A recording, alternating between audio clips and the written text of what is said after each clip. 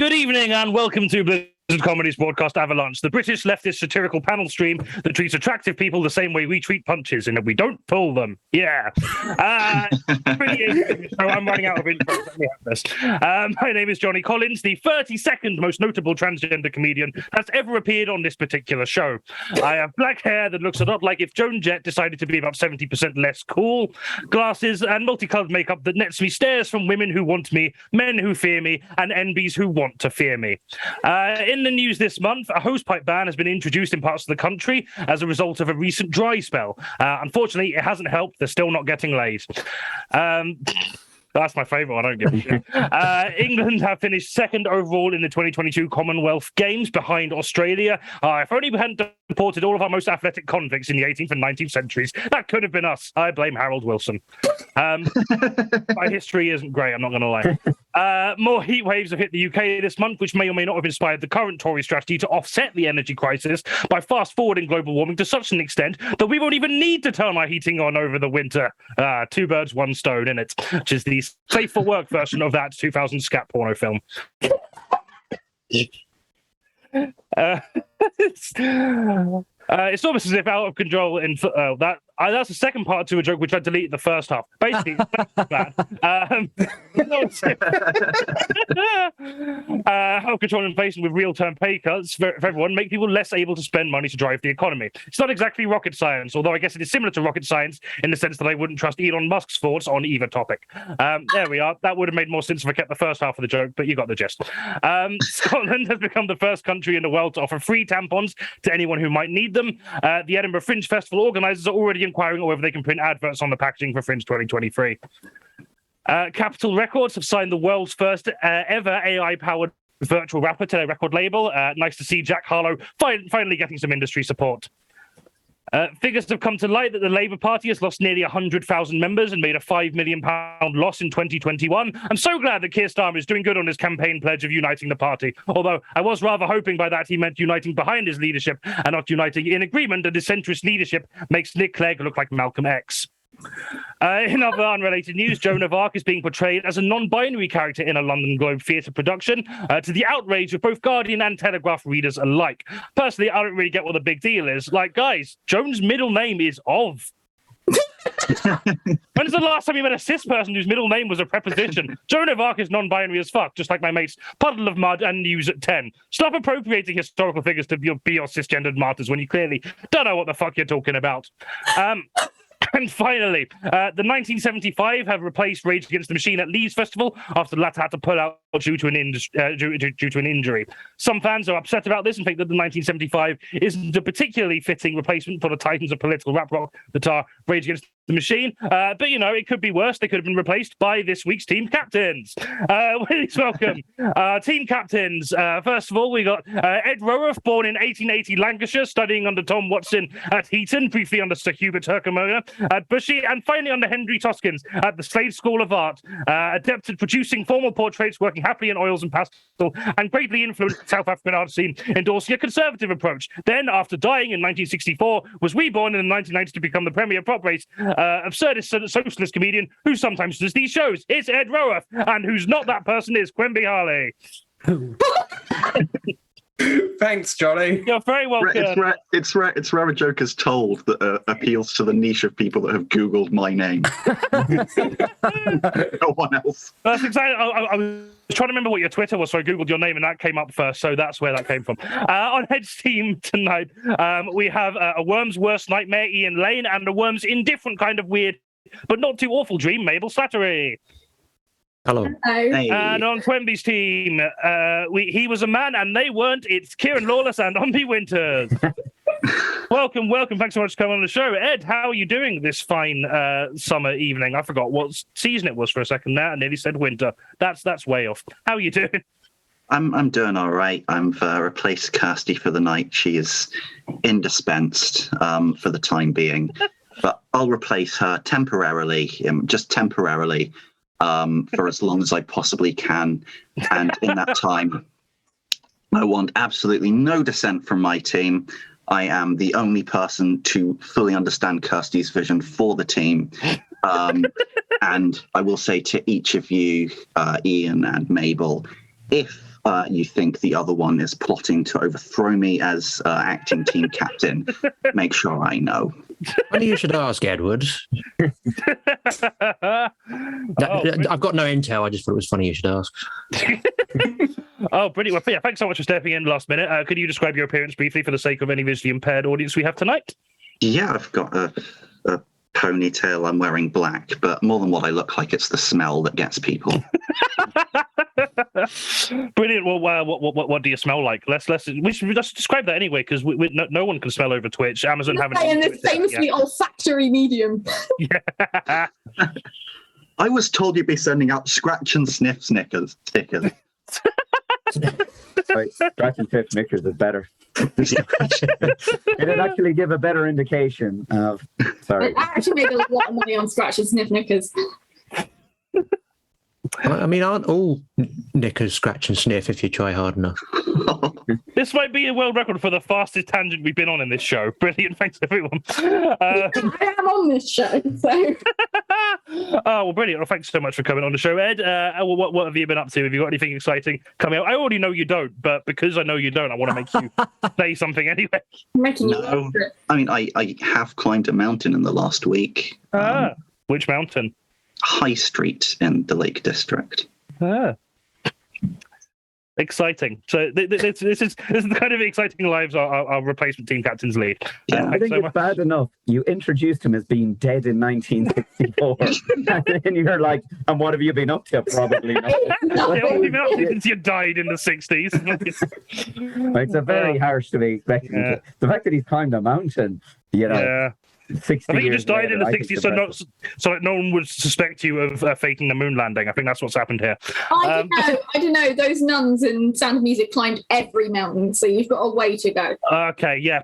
So It is a literal get out of jail free card. I can't go to jail. I'm dead. Fair point, exactly. Yeah. Well, wonderful. I hope I hope you had a good time climbing the mountain, and I hope this show is just as interesting as climbing that mountain. I feel like that is a reasonable bar to set for today's entertainment. So thanks so much for coming on the show, and we've also got QUENBY HARLEY. QUENBY, how are you doing, my love? I'm. God, terrible. Every time anyone asks me that, I just have a breakdown because I was sick for like a week, and then I've been trying to move house for 6 months, and it's not fucking happening, Jonny. Oh, shit. That's horrible. So yeah, that's how I'm doing. However, I did start designing sexuality patches. It's like sexuality patches out of denim, which I started solely to traumatize my friends who hate denim things. Yeah, I can admit that I hated them. So if you like, you like things that I hate, I'm gonna send you a transgender patch, and there's nothing you can do to stop me. I am gonna. I am gonna burn it. Please do. Wonderful. So what else? Oh yeah, just could you describe your appearance first before I ask you what else you went up to? What am I? What am I, Jonny?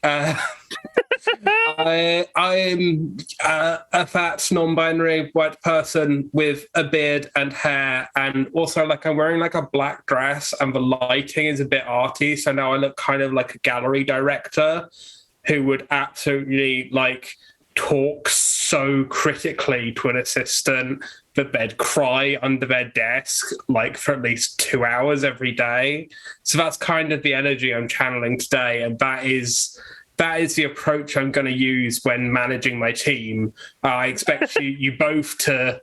I don't want any sort of order. I want my reign to be filled with chaos, and I expect you to be conspiring to overthrow me from the very start. I'll be very disappointed if I'm still alive at the end of this stream. So that's setting very different strategy today. I'm interested to see how this turns out. Fantastic, wonderful. And you also mentioned that you've got a comic coming out soon. You want to tell us a bit about that? Yeah, so it's the incredible Tab Kimpton, who does a lot of LGBT queer comics, has a series of erotica comic anthologies, and I'm in the latest one, which is called Never Realms, and it's about non-binary and sci-fi stuff, and also there's lots of fucking. My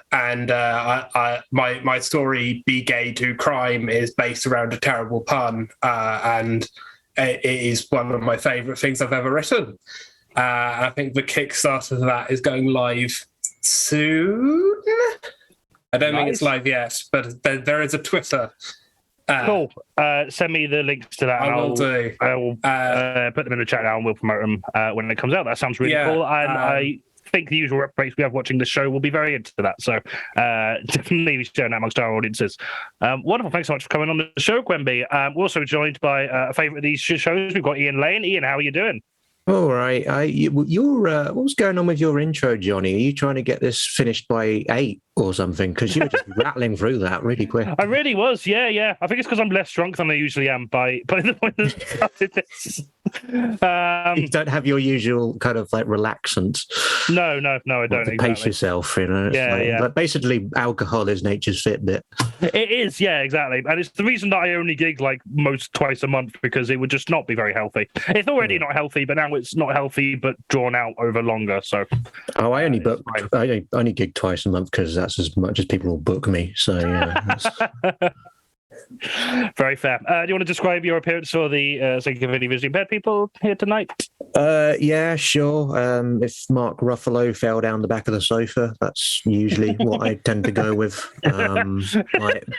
But broadly speaking, I've been compared to everyone from Ruffalo to Pee Wee Herman to Goku from Dragon Ball Z. So you choose.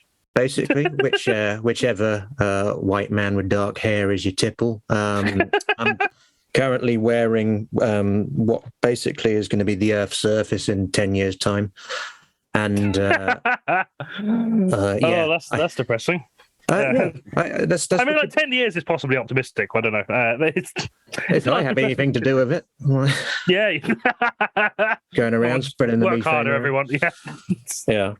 But yeah, that's ballpark idea. I think I'm white anyway. I mean, this light is like incredibly light. It's so overexposed that like I've no idea at this point. Have you just been under that light your entire life, so you've never actually seen? It feels like it, although I only judge my life in Twitch years. So, how old are you in Twitch years then?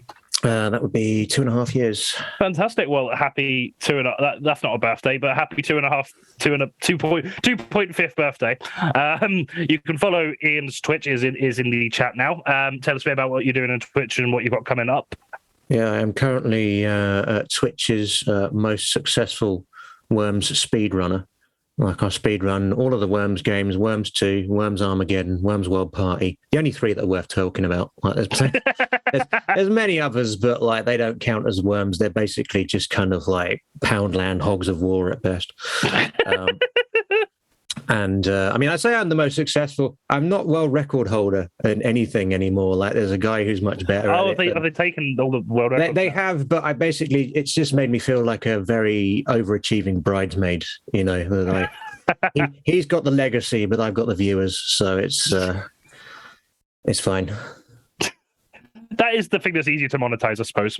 So I can't play anything else now on stream. They won't let me. I've become typecast as the Worms guy. So if there's anyone who would like to see me play something else, please all flock to my Twitch so that I can save myself from that stroke at 37. But you will be playing something else soon. You've got a marathon coming up. Tell us about that. Oh, yes. This weekend, I am at UK Speedrunner Gathering's first IRL marathon in 2 years. It's at some hotel in Glasgow. It's sold out, so don't follow me. But but you can watch it on Twitch. I'm going to be on at 12:20 this coming Sunday, playing a ZX Spectrum game called Nothing. That's correct. It's called Nothing. It's a game where you start with nothing, you end with nothing. It's the bit in the between that everyone likes to see. And yeah, I'm doing 100% speedrun. 100% speedrun of 100% of nothing. Yes. So if you've never seen 100% of nothing, then come see that. Yeah. You're definitely missing out. And what that's not what Twitch channel is that going to be streaming on? So that would be on I think is it UKS? Well, actually no, European Speedrunner Assembly. They actually host it. So if you go to ESA Marathon and follow them, fab, cool. See that. And also, if you catch it at around about like 5 a.m, I will be providing sarcastic commentary on a Magic Land Dizzy speedrun. So, that sounds amazing. Fantastic. Yeah, definitely go check that out. If that's a thing that interests you, and if you're here, it probably is because I know my audience. Thanks so much for coming on the show, Ian. We're also joined back by KIERAN Lawless. KIERAN, how are you doing? I'm very well, thank you. Good. You sound tired. Have you you travelled far today? Yeah, I'm back from Edinburgh. I am back in Manchester, having been in Edinburgh for the last 4 weeks, chasing, I wasn't even chasing fame. Running away from sanity is what I was doing, not chasing fame. Yeah. That is a good show title, though, Running Away from Sanity. Some of your viewers may have seen me mentioned in the awards ceremony. I was trying to break in. Oh, I see. Yeah. So yes, I'm incredibly tired. It's bad that I'm thrilled to be here. But this is meant to be a topical quiz. And the last month has been the most removed I've been from the news cycle in my adult life. I have no idea what is going on, apart from going into the shops and going, how much? That is the only thing I know about the news cycle in the last month. Pint of Guinness is what? That's it. That is in the news. That's just living in Yorkshire. Yeah. That's life now, and I have no idea what else is happening. If somebody tells me on this stream that Liz Truss is Prime Minister now, I'd be like, fuck, didn't catch that, but yeah, I would just believe it. That's it. I don't know where we're at. 90% of the news is the price of everything these days. So it is, you're basically caught up. So I'm up to date. I'm as up to date as I need to be. Yeah. I mean, honestly, Kieran, that sounds so lovely. I would love to not be engaging with the news in any way, shape, or form. Oh God, if I didn't have to go and do a fucking Edinburgh show for a month, that would be perfect. I would be all over that. Yeah, you can just go on a holiday for a month. Just it doesn't even need to be Edinburgh. You can. Yeah, why don't you go somewhere as far away from all comedians as possible? Yeah. Yeah, I'll join. I'll go to Miner's Cottage. Apparently they're around. We just need to all do an Edinburgh show. We need to all get together and do an Edinburgh show where it's just us napping, and then we can get away with That's a fucking expensive nap. I actually think that would work. It would be considered quite an avant-garde art piece. It would. The man in the gorilla suit ever falls asleep in the rocking chair? Because I would. Wonderful. A real tragedy. Sorry, I'll let you go on, obviously. No, that's all right. I was going to say, I haven't asked you to describe your appearance yet, so I was going to do that next. A real tragedy of your introduction, which was fantastic and very funny. When you were like, Scotland's the first place that's going to be giving away tampons for free. The comedians will undoubtedly want to advertise on it. There was a part of me who went, fuck me, that's good. That is a good idea. I mean, I won't be able to afford it, but I'll price it. I would price it. You know what I mean? Oh, brilliant. So, do you want to describe your appearance for the audience? God. I mean, no, but... yeah. You don't have have you ever... I don't know... Because I watch sport, right? I like sport. And I don't know if any of you have ever, if you don't like sport, or sometimes you will have a conversation about sport and you'll be talking about one of your teams and you'll say we won 2-0. Oh, we played great the other day. And if the other person doesn't like sport, they'll go, what do you mean we? Were you on the team? Did you play centre forward when you say we? So the other day I found out that recently, Irish men were voted the ugliest men in the world. And I genuinely thought, oh my God, I finally played my part in something. I'm finally part of success. I can be like, we have been voted the ugliest people in the world. And I'm proud of it. I actually think I am the blandest looking person in the world. No redeeming features other than people going, no, there's nothing wrong with them, but also, no, that's to other people.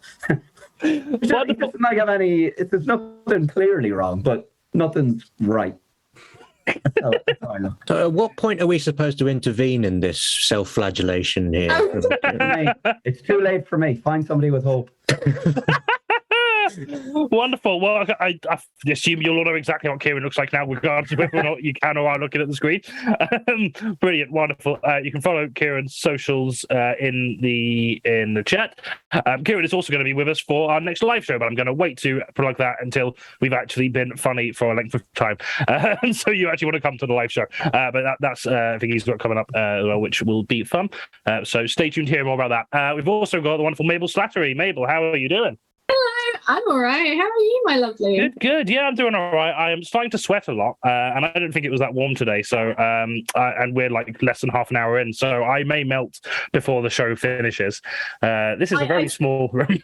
I steam cleaned my floor today, and now I'm like, just like, oh no, I turned my sitting room to a sauna just before I was doing a gig. That was a terrible idea. Yeah. Not the smartest plans we've had. You want to describe your appearance for the lovely people at home? I mean, everyone's at home, but the lovely people who aren't visible on this stream at home.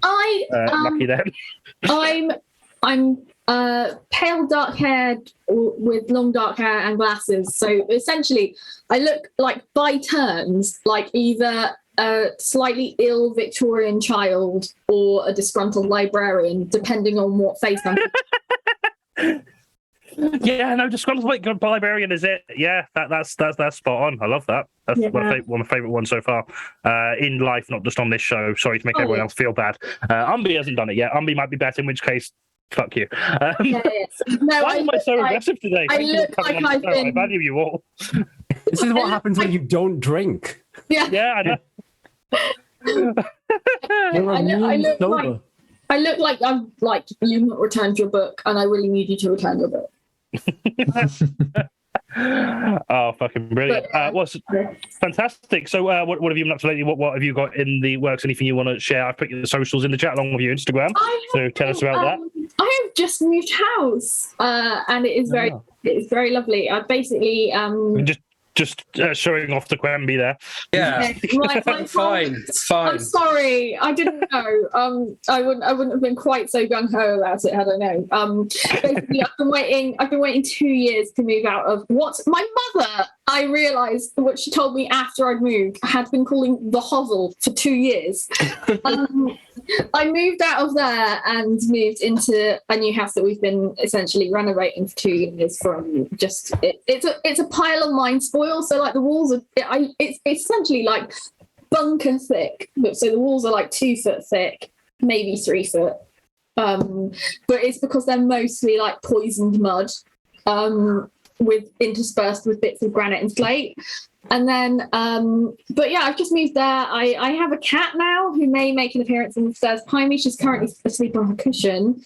And yeah, I've just been doing that. And you can find, essentially, I'm going to start working up to doing like all the sort of arty, like silly stuff I used to do. And you can find me at Bucker Cottage on Instagram, Bucker_cottage. Bucker means like a sea spirit.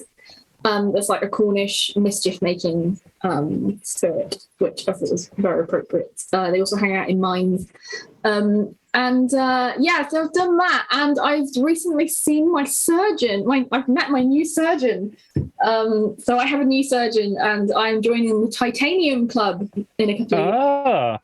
So my knees have been dislocating since I was 10. Right, okay. And it hurts and I don't like it. So after years of being told like, it's just what happens to girls your age, or you need to put on weight and then you need to lose weight. I don't know where that golden like 5 grams was, because I went straight from like, you need to put on weight to you need to lose weight. So it turns out it was actually something wrong with my bones. And so basically I'm hypermobile, and it's basically turned all my bones the wrong way around. So they're going to put in 2. Fucking hell, that is. Yeah, so they're going to. That is metal as fuck. Yeah, well, it really is titanium. Yeah. They were by definition, They were going to try and do like a whole thing on the whole bottom half of me, but it turns out I'm too old by like 3 years. They can't do it on people over 30. Wow. Okay. Because essentially it just causes way too much pain, and like you're too stiff once you're over 30 to really do it. So what they're going to do is they're going to break my femur in several places and put loads of plates on me. So I'm like, sure, but it was really a nightmare. Don't have any of that pain or stiffness. Just well, no, yeah. But I had to go to Bristol. So I live in Cornwall. So I live in West Cornwall. I had to go up to Bristol first thing in the morning. So we set up at 4 a.m. To get to Bristol for 8:50, and then I was only in there for half. They were like, prepared for being in there for 2.5 hours. Half an hour later, they were like, yeah, that's what we're going to do. Out you go. And I was like, right, so I have to go back home now for another 4 hours. And my mum went to IKEA without me. Oh, what the fuck? We don't have an IKEA in Cornwall. Like, the nearest one's Exeter, and then Bristol. And my mum went to Bristol while I was. Well, my mum went to Bristol. While my mum went to IKEA while I was in the hospital, and then was like, "Well, that was a very short thing. I was hoping to be here longer. We've only bought a rug." I was like, "Yeah, screw you." Didn't even have time to get to the dongle screws. And her and my sister went to my youngest sister went to the Exeter IKEA and didn't even bother to take me. Like 2 days later. It's do like an IKEA crawl, just visiting all the ones in the Yeah, I think we need to like do all the. Get some flat pack from each and just stack them to the next one. I was like, sorry, I'm the one who's just moved house. Like, I need furniture. Like, I need things to put in my house. And my mum's like, yeah, we just didn't want to wake you. I was like, I got up at 4 a.m. a couple of days ago. I think you know I can get up early. Fucking hell. Well, you have had an eventful month. It's been very eventful, but it's been really fab. It's all positive. Like, it's all like steps in the right direction, hopefully. It is. That is good. You can follow Mabel on socials, Twitter, TikTok, and Instagram. They're all in the chat. Go and do that because Mabel is great. And last but not least, we have the wonderful UMBY Winters. UMBY, how are you doing? I'm good. How are you, John? We've already asked you several times, so let's. I'm glad everyone. I'm glad everyone except for Mabel has got the same kind of slightly depressed tone today. It's a Monday, isn't it? Would you like a glass of wine down? That's why. It's a Monday, but it's also Manchester Pride and also a bank holiday. So, and also post Edinburgh. Yeah, no, I see why we're all depressed. Okay, fair. Would you like to describe your appearance for the audience, my love?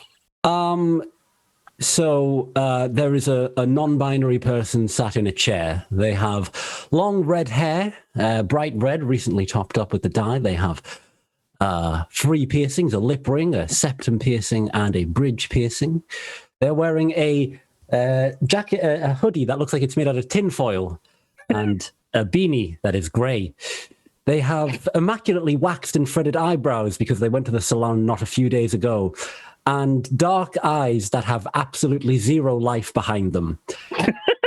They are the opposite of KIERAN in that if KIERAN has nothing wrong with him, but also nothing right, there is definitely a lot good going on here, but something deeply wrong as well.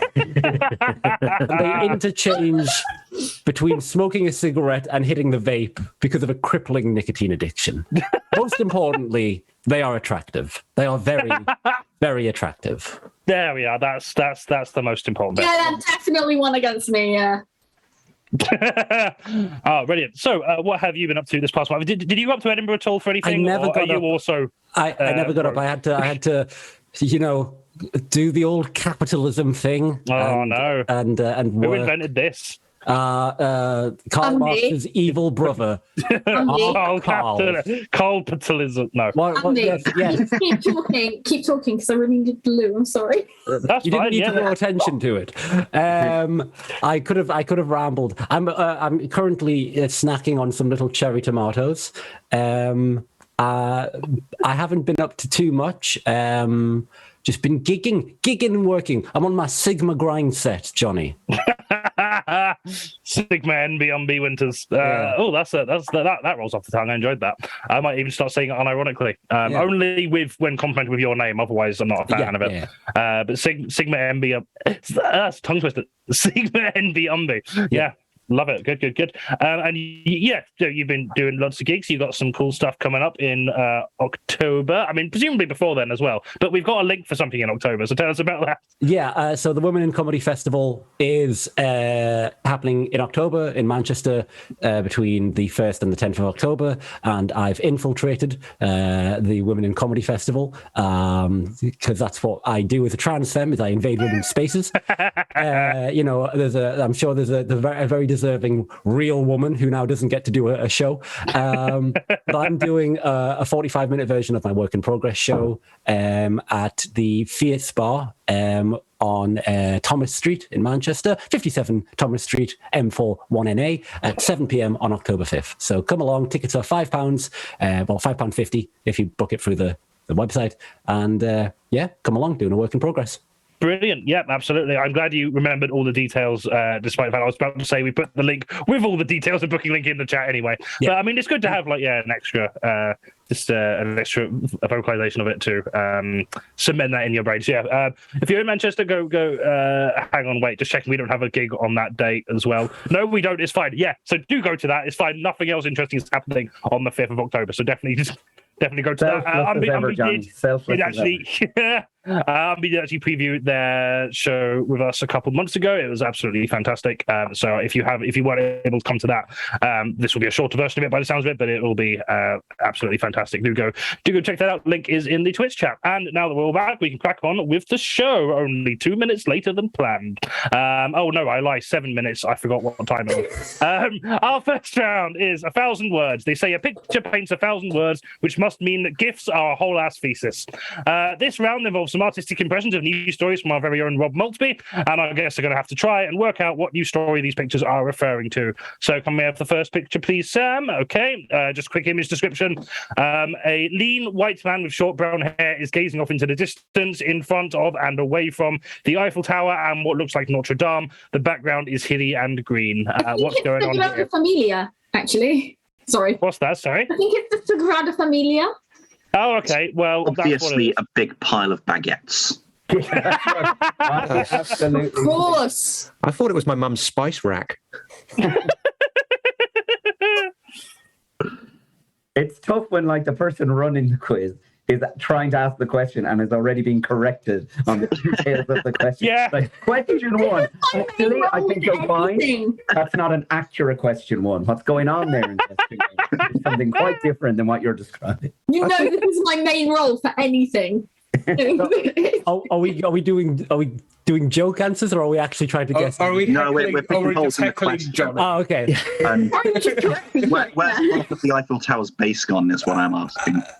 So I feel like your description, Jonny, has kind of ruined it for me because it could be Elon Musk or it could be every Dutch DJ ever. That's you've completely ruined any ambiguity here. I like that the Eiffel Tower standing in front of every so venue he's hard performing. that it's gone completely red. That is not structurally sound anymore. Also, someone stole Elon Musk's or Mark Zuckerberg's or whoever's, the white guy's hand just disappeared.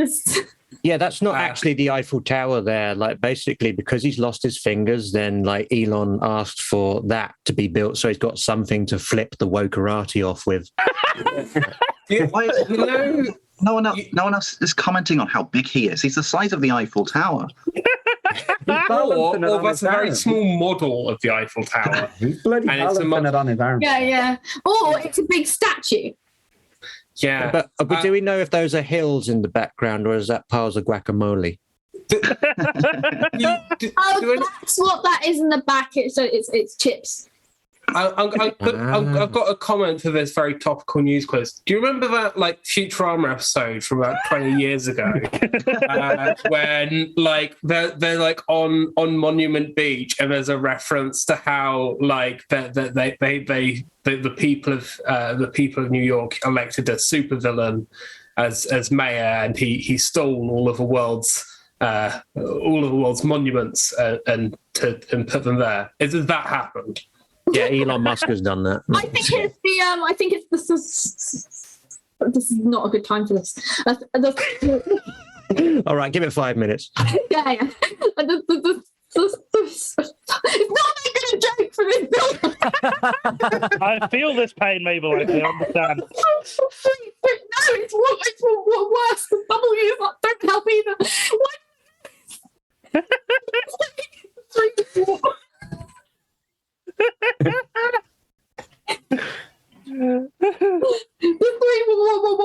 wonder whys of the world.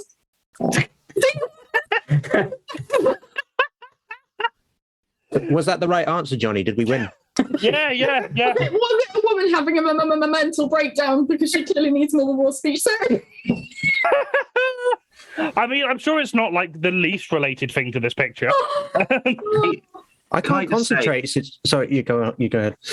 Thank you. As your leader, that is the correct deference to take. I was looking at I know of.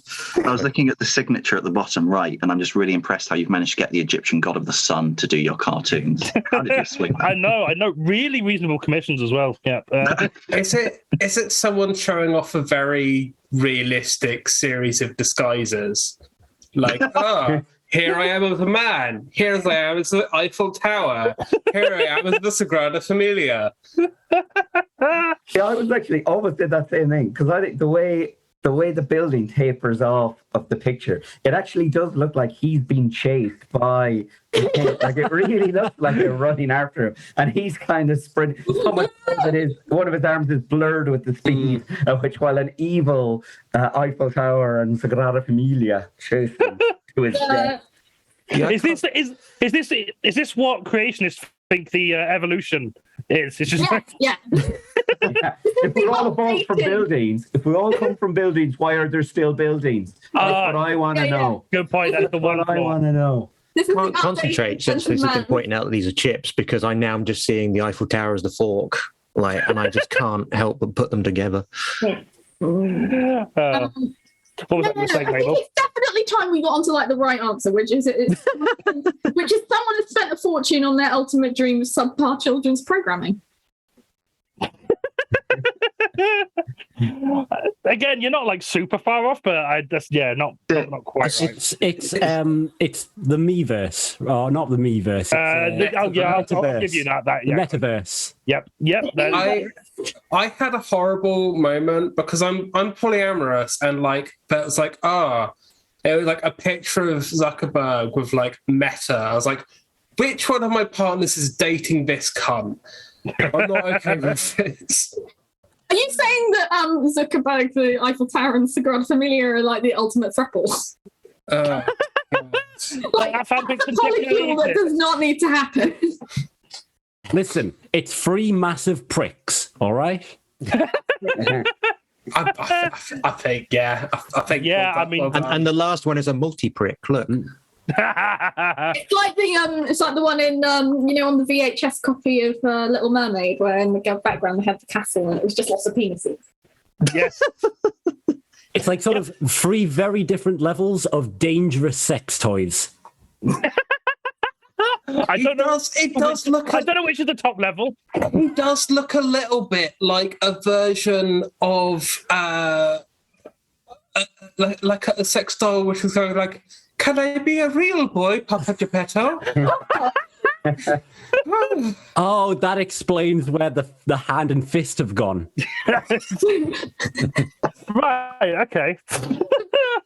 On that note, Whacking it with like a rolled up newspaper, like no. Yeah, on that note, this is the hugely mocked promo image from Mark Zuckerberg's virtual reality metaverse. Put it into perspective, this £15 recreation actually looks miles better than the original image, if you've seen it. Yeah. So we'll move on to the next one. Please, Sam. Thank you. This image description, if it doesn't confuse people more, or I've just got it completely wrong, two people's hands are gripping what looks like a hole in the ground surrounded by greenery while a concrete rake is on the floor next to one of them. What's going on here? Why have you commissioned Rob to redraw Goatsy? I actually know this one. This one, it's Liz Truss needs a new Thatcher outfit. Only one left. You know that meme with the white arm and the black arm doing the arm wrestling? Like, this is the Samuel Beckett version. I'm not sure it's arm wrestling.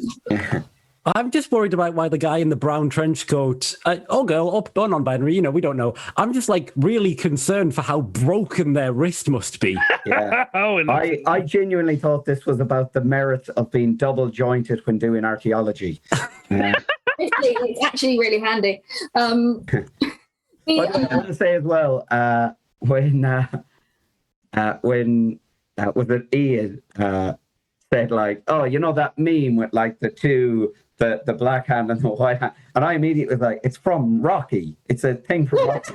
And I was going to correct, and then I thought, the opening correction of this quiz was actually it's the Sagrada Familia. And then I was going to come in with it's from Rocky. That's from the film Rocky, for God's sake. Kieran, I do hate to correct your correction, but it's actually from Predator. So I know, I actually knew that as well. I was just Listen, I think I've already fucked this, but now I have to commit.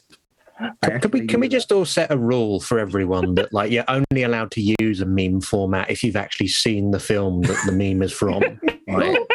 You know, can we just like prune the internet that way with some like just dignity? I'm not sure that's pruning. That's like cutting down like a tree. Yeah. No, I just think you should be like fined like £5,000 if you like, you know, you used the Michael Jackson eating popcorn meme. It's like, have you seen Thriller? And he's like, yes. What happens at the end? You know, like I just think that would be, you know, then we wouldn't need to pay taxes. Is all I'm saying. I think. Yeah. is this image? Two people in like 3 weeks trying to take a sip of water. We do not yet have the technology to get pictures from the future, but if that happens in 3 weeks, I'll retroactively give you a point for that. It's just it's a recreation of that weird dream I had where I killed someone and then me and my fiance buried them in the backyard, which we don't currently have. No, I saw that in the news, to be fair, so that's it. Yeah. I think this is the Conservative Party digging the new bottom for their barrel after scraping it right through. I'm just really enjoying the ability to reuse jokes because I've just looked at the bottom right-hand corner to where the signature is. I'm really impressed at your ability to get the Egyptian sun god to do your cartoons for you. Yeah. And also, if you turn your head sideways, you'll notice this image is sponsored by McDonald's. I am loving it. I think it's people beginning the zombie apocalypse so that at least we've got like something to look forward to. Are they digging the hole with that? Are they digging that hole with their hands, even though they've got a pickaxe right there on the foot? That's very annoying to me. That's very, very annoying. It's like one of those inspirational memes, isn't it? It's kind of like, look at these two idiots. Use a pickaxe instead, then we'll all be better off. Yeah. Ian, have you seen the film that inspirational meme is from? Yes. What happens at the end? All right, your check's in the post. For that. Yeah. Does anyone actually know what's going on here? This is a bit more of a niche story, so I don't know if anyone's going to get this. Is it a cartoon from the first round of Blizzard Comedies Landmark? I mean, yes, but that's not the news story it's from. We are not notable enough to be in the news yet, unfortunately. It's a PG recreation of my dating life. I enjoy that, like you've said that for at least one picture every time you've been on the show. Also, QUENBY, I'm pretty sure if this was an actual recreation of your dating life, the pickaxe would be in use. Sometimes your arms get tired, UMBY. That's what happened to the guy in the first picture.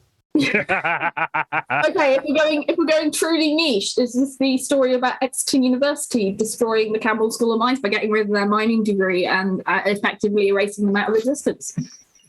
No, but I like the way you're thinking. You're not going to I'm just very angry about that with points, but I like it. I saw a story today about the man of the hole. Is it that guy? No. It's not okay. That. I don't think so. A clue is, that's not. There's some like indigenous Brazilian guy that the last of his tribe died today, and he was called the man of the hole because he liked digging holes. So, but this image was sent the other day. So I was going to say, yeah. Rob would have an amazingly quick turnaround if he could do that. Yeah. Why don't I get nicknames like that? The man of the lonely wank. You know, why don't I? You need to be the last Irish man living, and then you'll have the legacy. You know? Yeah, you will. Yeah. Okay, I don't think you're going to get this, so I'm going to give you the answer for this one. Once I remember where the fuck I put it. As soon as I remember what it is. Yeah. You haven't got it, Jonny. Is it inflation's really high? No, but that is also true. No, this is climate activists filling golf holes with cement after golf courses were exempt from the water ban. So yeah, it was a post move by that. That's what that was.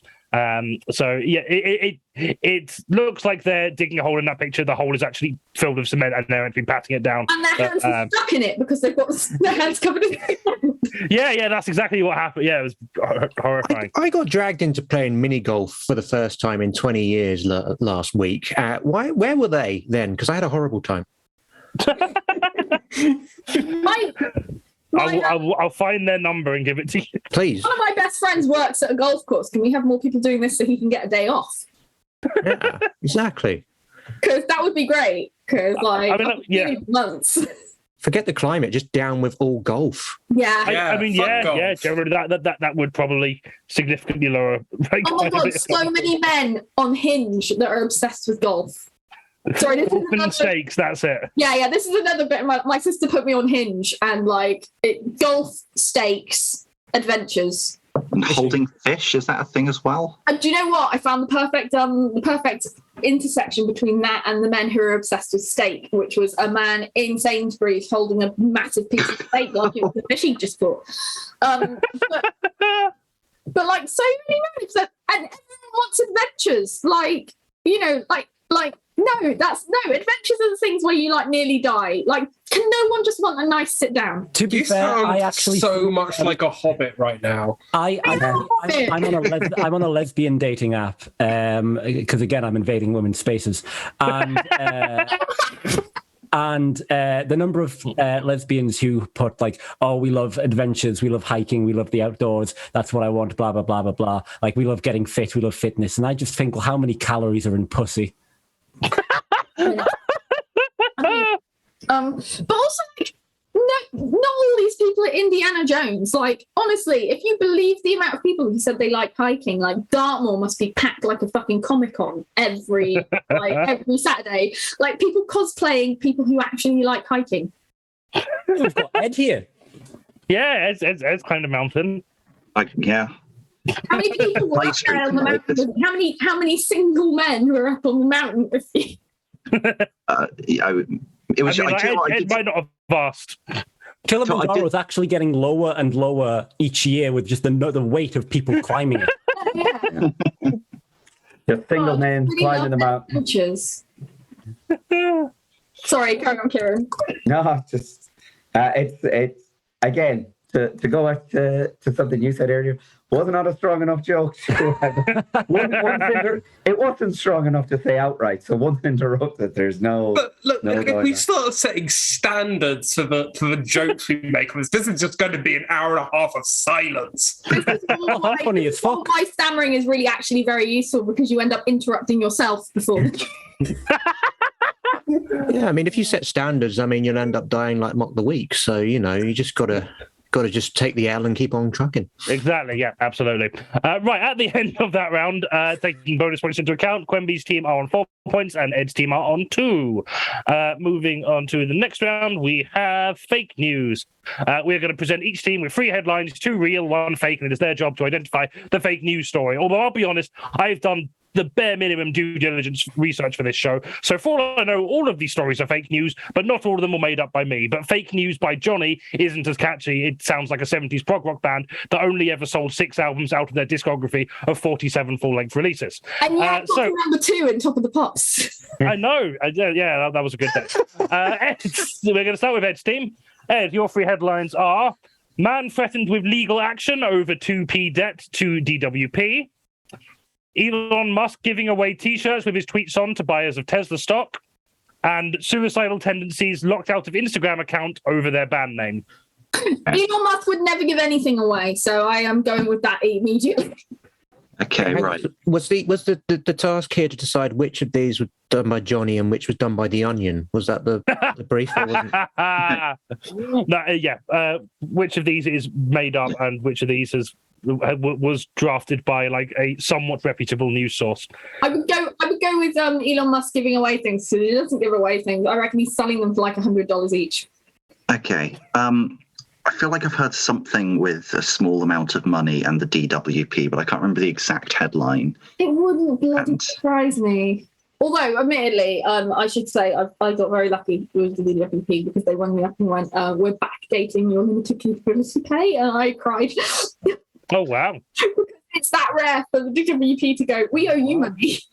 Yeah. See, if that were the story, and they we'd paid know that it's with true this then. 2p. Yeah. Yeah. Wait, we're looking for one fake one or one true one? One fake one. One One fake one. One fake one. Okay. Two of these are true. One is a lie. Two of these are true. One is a lie. Okay. Okay, Why well, don't you read the last one? What is the last one again? suicidal tendencies locked out of Instagram account over band name.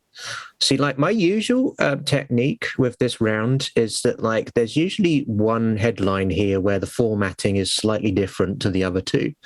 And suicidal tendencies one is capitalized every single word in it, whereas the Apart other from two of. haven't. Oh, And actually, yeah. that's quite, Forget everything I just said. I was going to say that's quite standard for headline writing. Depends on the site. You know? Yeah, it just depends where you get Depends it. how chummy the website is, you know. Like if it's a formal distance for you, then yeah, capital letters left, right, and centre. But if they're kind of like, hey, we haven't seen each other for a while. Did you hear about Elon Musk? You know, then it's like, I'll be fair, I copyrighted for a bed website, so like we were not the greatest in like in standards. But Same. I don't What think does try the beds. what does the T in T-shirt stand for? the. Because it's a Tweet. T-shape. It stands for the. The shirt. Yeah. What are you going to put on? I'm going to put on the I shirt. like that me and Quenby both went. It stands for Jesus. Yeah, Jesus. Yeah. Jesus shirt. Yeah, they just missed the bit off the bottom. It was under the line. It escaped. Okay, right. And that's the second one that I don't know. It could be. I think the first thing one- is that's quite a vanity thing, the Elon Musk story, and he is. Yeah. I think he's a sort of narcissistic asshole who would absolutely do that. Yeah, but I don't reckon he gives them. Yeah, I feel like we want to believe that more than it actually might have happened. And also, I don't want to believe it. I I don't want to believe he's a real person. It might be the DWP one, and it's like 4p instead of. I know sneaky how sneaky Jonny is. They are Yeah. sneaky. But he usually does it when Kirsty's a team captain, and it's not. Yeah, fair. Musk has also already had a prominent cameo in the previous round. So Well, I suppose how well planned do you think the show is? I would say 48%. 48%. Yeah. Yeah. I should say Elon Musk wasn't in the last round. That was Mark Zuckerberg. They're interchangeable, to be fair. I But swear I Yeah. heard you say Elon Musk. No. You just said Elon Musk, and then I had my own personal Mandela effect. Do we think? Okay, well, I guess we've discussed the top two. What about the bottom one? I don't know if Instagram is that inept, you know? I mean, they are quite inept, but... like, quite. I mean, like the fact that people now have to put unalived instead of suicide. I You mean, know what? I sound like an old person saying that. And the fact that people have to. Can't say anything anymore. The idea that you can't say anything, and you can't even say suicidal anymore. I that's think not- the DWP one sounds the least plausible, I reckon, actually. I'm thinking maybe it's the bottom one, and the reason the bottom one's fake is instead of being over band name as in the name of the band, it's over a band name as in a name that was banned from Instagram, and that's the tweet that they made to make that one wrong. Okay. Oh, that is very sneaky. Yeah, So, but like- also by that logic, though, then the DWP one, it could be with legal action over 2 million pence debt. So, like, I was gonna say it could definitely be like it's a different number, like it's 20 pence and not 2. that Maybe makes all the difference. Yeah. I mean, I'll be honest. I have my dealings with the DWP mean I would very much not put a bloody thing past them. Okay. Yeah, well, I'll tell you what. Each one of you seems to think a different one is the fake one. So Yeah. We're just terrible. So no one can agree. Do we toss a coin? I can confirm one of you. I can confirm one of you is correct. So, in which one do you think it is? DWP. DWP. Mabel, which one do you think it is? I think it's the second one, but I will go DWP for verisimilitude.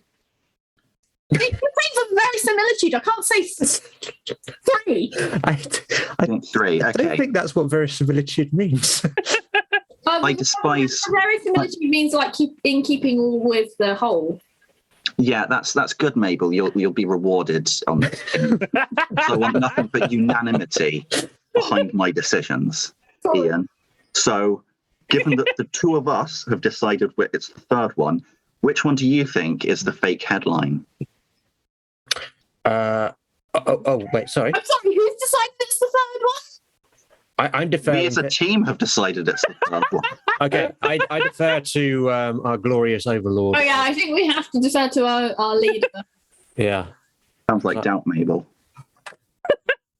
So are you going for suicidal tendencies? As We've unanimously voted Yes. that it's the third. Yeah, The third one. 110%. Okay, you have unanimously voted incorrectly. That is a real one. The fake one was actually the first thing Mabel said. It was the Elon Musk one. How could my team allow this to happen? Yes, a man has been threatened with legal action of a 2p debt to the DWP, which means the DWP has made a net loss of 64p for this transaction, assuming they got a second-class stamp. I don't know who's running the DWP. Okay, they're not very economically minded. It's 13p if we frank, I think. Ah, okay. Either way, it feels like a bad move. And yet, suicidal tendencies were locked out of their Instagram account over their band name not meeting with Instagram's community guideline. They probably should have called their band something along the lines of racial slur COVID misinformation instead. And that probably would have been fine. But Elon Musk is not giving away t-shirts with his tweets to buyers of Tesla stock, as if he could afford to do that. He wouldn't be trying so hard to back out of buying Twitter. Okay, so no points for you. QUENBY, your team's headlines are Sims 4 update accidentally adds incest. Elvis Presley's DNA used in experiment to genetically engineer Elvis mice hybrids. And Trump endorses a candidate that doesn't exist in the Missouri GOP primary race. Okay. My first thought here is that I do know. So the Sims have never sort of put a limit on who your Sims can romance. Right? Sims have always inherently been pansexual in that regard, in that your Sim can always date another Sim of any gender. And they have recently added an update where you can specify what gender your Sim is interested in, which means that they have basically programmed in heterosexuality into Sims. Like, they've had to put heterosexuality in because it didn't exist in The Sims until now. So whether this is sort of this is the fake story because it's just sort of a slant on what is the real story, that's where my mind went first. But it could also just be that there was a programming bug with the update, and it's like, obviously all heterosexual people are inbred. Yeah. Well, no, that's when the Sims update Sims 4 Cornwall is brought out. Yeah, I mean, I don't know for sure if whether or not they've added incest accidentally. Maybe they added it intentionally. They're like, you know what? We've played it safe for too long with these Sims games. I want people to deal with the moral consequences of their children fucking. Maybe they're like, maybe they decided to add that intentionally. Well, I don't want to bring the tone of this down, but anyone who has been on any porn websites recently, apparently having step family is amazing. In a way that I've never had a step family, but apparently it's great, and I didn't know that until there was a real change in pornographic trends. Well, it's all. Like a year and a half ago. in the Come on. washing machine. It's still all over the place. Me and my friends do have a porn. We've been planning to try and do like a porn viewing podcast for a long time, and yeah. I've got some don't- recommendations. I'll pass them on. I love how Mabel's not even on the, on the Sorry. screen. And No, we're it's all just fine. like, no, go ahead. Go ahead. We want to see where this goes. Sorry. The comedy coach shouting from off screen. Yeah, Can we just everyone else. There's a slightly better comedy show going on just off screen. What I really want to see now is just like a yellow cane just extend from like off screen and pull one of you out of the camera. I don't know where they're getting Elvis's DNA from. No, there's loads of Elvis DNA knocking around.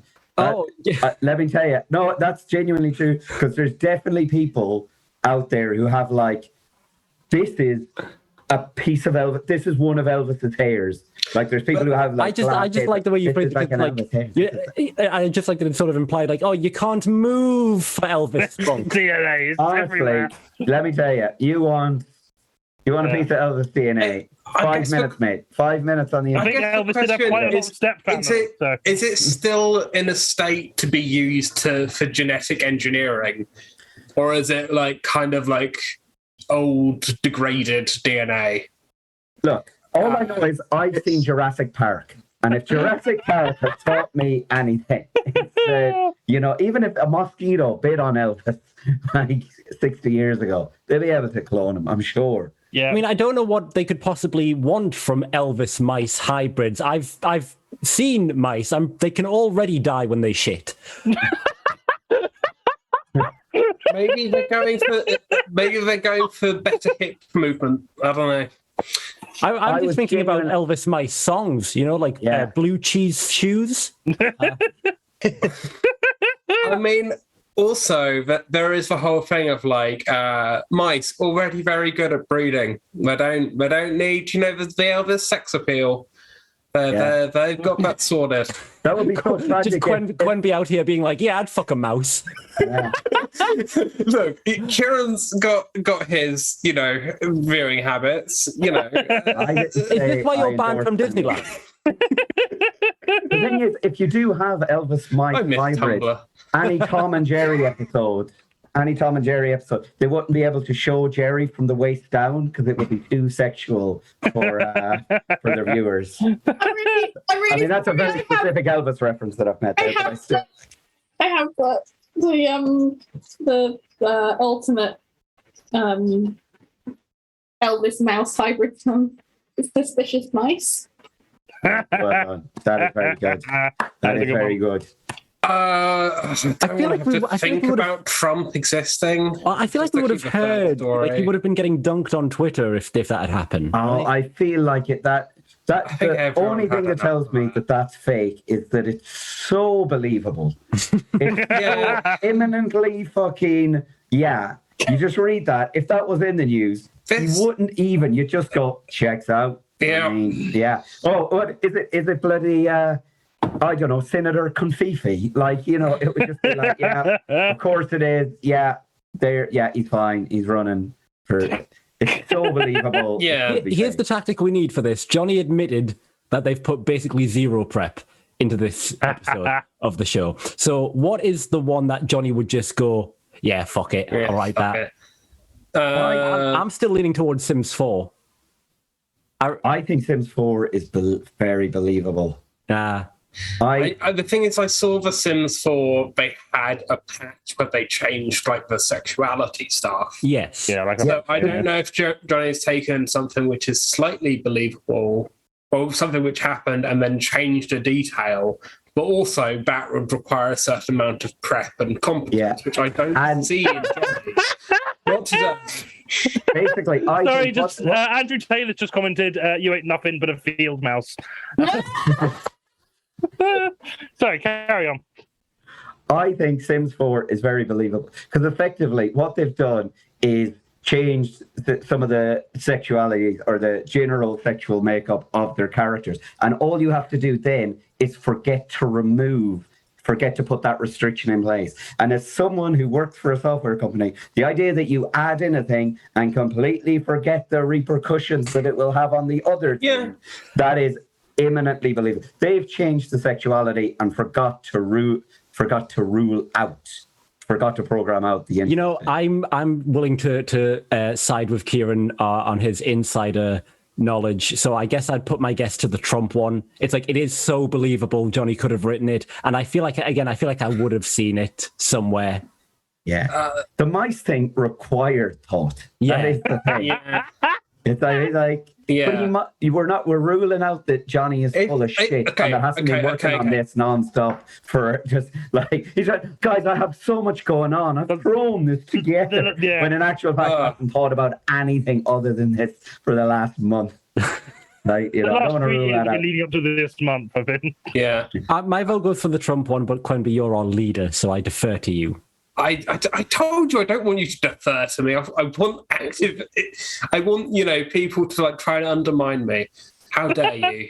You please don't exercise your kinks on this show. QUENBY, I know you want me under you. That is besides the point. That is for off this stream. Okay.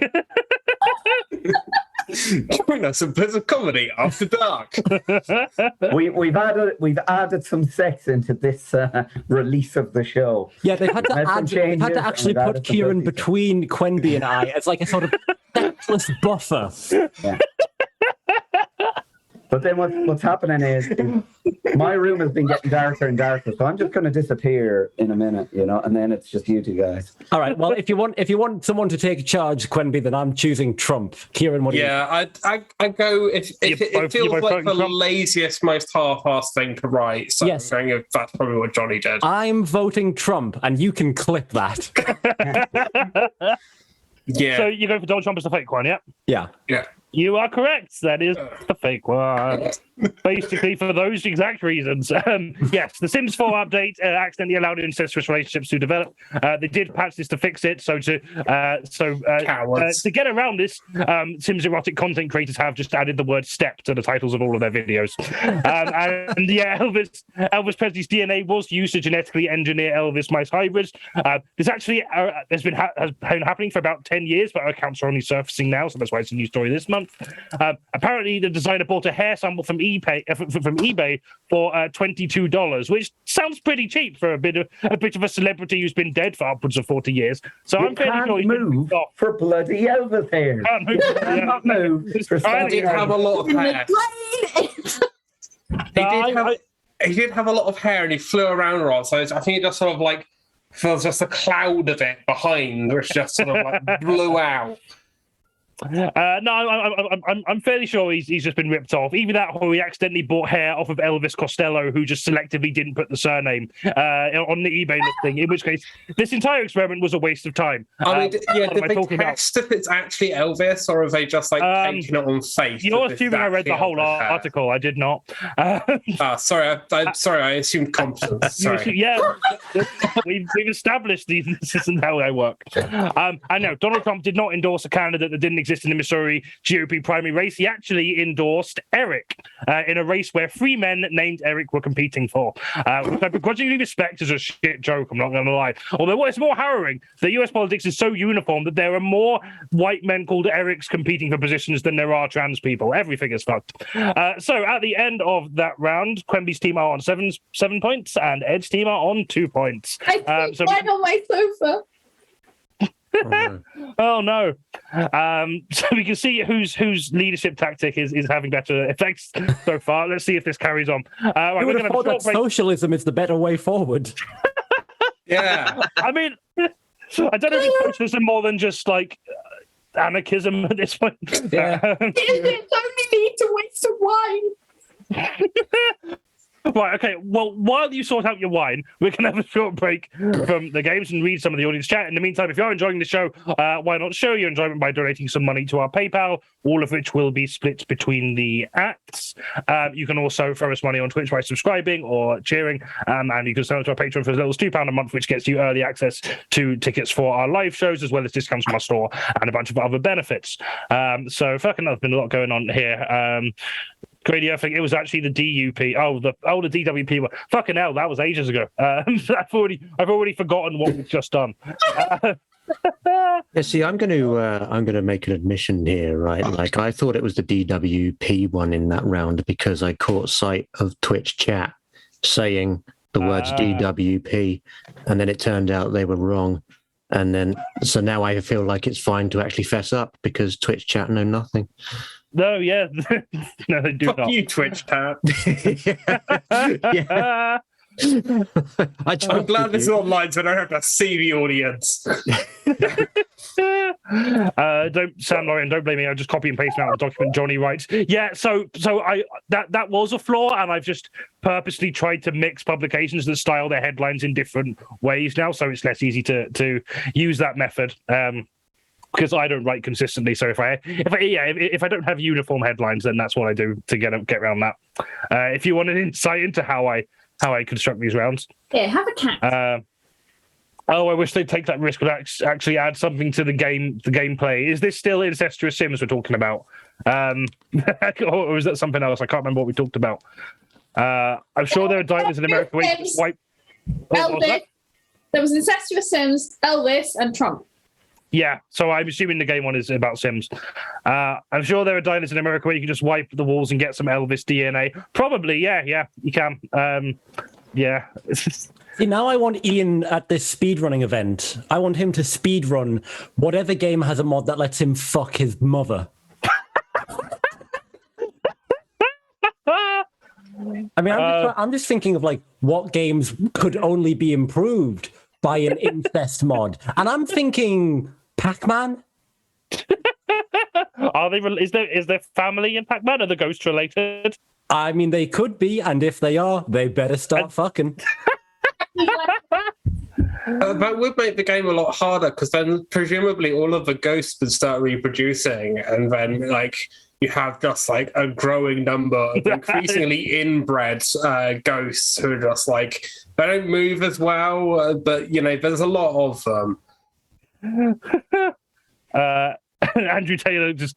If you want someone to take charge, I choose Trump. UMBY Winters, 2K22. Yeah, no, someone definitely clip that if you've not already. Dangerous words. All I'm saying is, it just seems to me that Trump was the safe option. Like, voting for Donald Trump just made the most sense at the time. And I turned out to be correct in my assumption. So, but the lesson we've learned here is to always vote for Donald Trump. Did we start the character round already? What's going on? Yeah, I'm playing the character of UMBY Winters. I love that character. Someone else. Andrew Taylor. Oh, I absolutely knew the answer. I was just lying for comedic effect. Oh, so it was deliberate misleading. There we are. Hi, Teasel. I was too busy reading the chat. I just didn't see the cat. Wow, this is fucking millennial, just always looking at our devices and not looking at the other device, which There is more cat. which the cat is on. More cat. There we are. Yay! Hello. TS4 has that mod. Tetris. Let's adding incest into Tetris. Yeah, sure. You see that long piece slot in, you know. Yeah. If you know, you know. God, that's Tumblr. Andrew Taylor, yeah, you have 9 months of the ghost being pregnant before you have 5 ghosts to escape from. I mean, true, but it depends what the conversion rate between Pac-Man time and real time is. Or maybe ghosts just aren't pregnant for as long. Maybe they're different. Maybe they have different metabolism. That's not the word, metabolism. I don't know. I'm getting more. Yeah, that. Fuck it, why not? I'm getting another drink in a sec.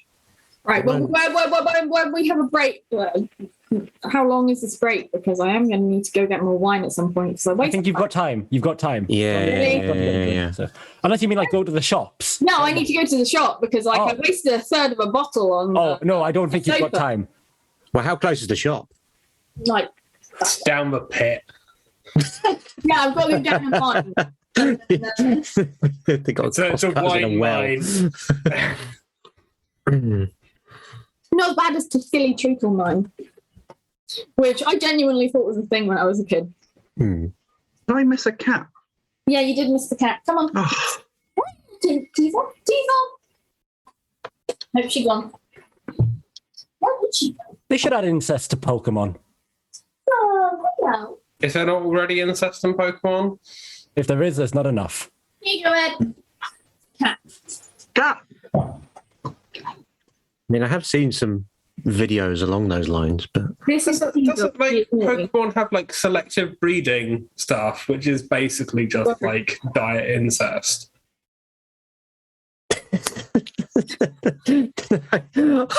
How do you think we ended up with pugs? diet incest. Yeah, exactly. Waiting so long for incest without the sugar, that's always put it off. Pokemon Yeah, doesn't acknowledge parentage. I mean, you always start with a mum. The games all start with you having a mum. So, like, if Mr. Mime can get at it, why can't I? I'm coming back at the best times. What's happening about Mr. Mime? Pokemon incest. Oh, okay. Yeah. I mean, Yeah. yeah. I mean, it's the kind of thing that happens with like animals all the time. And I guess Pokemons are like basically just superpowered animals. That's Those are the next two games: surprising. Pokemon incest and Pokemon scat porn. But depending on which one version you get, like the different. Will people have to go looking for this on the streets? Is that what they will be doing? How Just find some scat porn on it. I'm gonna go looking for it in real life since Tumblr shut down. MB, I don't know how to tell you that Tumblr still exists. I know, but like it's not the same. A friend of mine, Andrew Taylor, a friend of mine had an adult Tetris game where naked people feel from the top, and instead of making lines, you had to line up couples for sex. And I can only assume it was made by very unimaginative straight men, or else it'd surely be quite difficult to lose. That sounds, that's. I'm finding it difficult to visualize that. Should we just stream that game and just heavily censor it? That would defeat the purpose. Just- Play Tetris. Ian, you're on. What's going on? Pokemon, What's happening? Pokemon can breed with a ditto version of themselves. They can. That is true. To be fair, they can I do that. like the idea of that game because then if I can, I like the idea of being able to line up 4 straight couples and then they just disappear. That would be nice. This is the thing again about being on a dating site is like I have I'm pan romantic grey ace, so like I have everyone on my dating site, and honestly the women and non-binary people are quite the palate cleanser. You think they like being referred to as palate cleansers? I reckon so. Oh, where do I sign up to be a palate cleanser? If I were to go onto a dating app and just put my bio as palate cleanser, Yeah. that raised the. Palate cleanser. I don't know how to cook a steak, and what was the other? Yeah, exactly. I do golf. Just a picture of you having just dropped a fish. Just like, oh, it's gone. Honestly, I have a file on my phone, but it's just screenshots of men going, the key to my heart is steak. Like, oh my God. Or like, I bet you can't cook a steak medium rare. And it's like, I just cooked steak until... What's your unusual talent? Yeah, it's an unusual skill. And they're like, I'm like, no, it's fucking not. You just stop cooking it. So if you give them a really good burger, does that count as lockpicking? Oh man, I'm just like, or men that put up it like, where you should put pictures of yourself, they just put up pictures of sunsets, and it's like I know that in the 50s, like an orgasm was described as looking at a beautiful sunset, but like that's not the same thing. Hey, Mabel, not all men. All right. This is the character I've decided to be for this show. Is I'm a Trump voting, incest supporting, not all men. Right now. All men, yeah. I don't know why they can't just be more honest though and put like "not my sunset" on the dating profile. Oh my God. I had one guy ask me, he said, what's the secret to your beauty? And the problem with being a comedian some of the time, I'm sure you all get this, is like, where there's like that situation where like you should say the actual thing that is like situationally like appropriate, and then there's like something that's actually really funny like in the back of your head, and you just go, no, let's bring that to the front. Yes, we watched the your beauty, and I said blood sacrifice. Yeah. Honesty is important. Mabel, Honestly, exactly. Yeah. Mabel, don't you ever describe me as a comedian again. Yeah. I used to be a comedian, and then my mental health got good enough that I stopped. All right, It's like, rub it in. why am I spending all my evenings trying to win approval from strangers?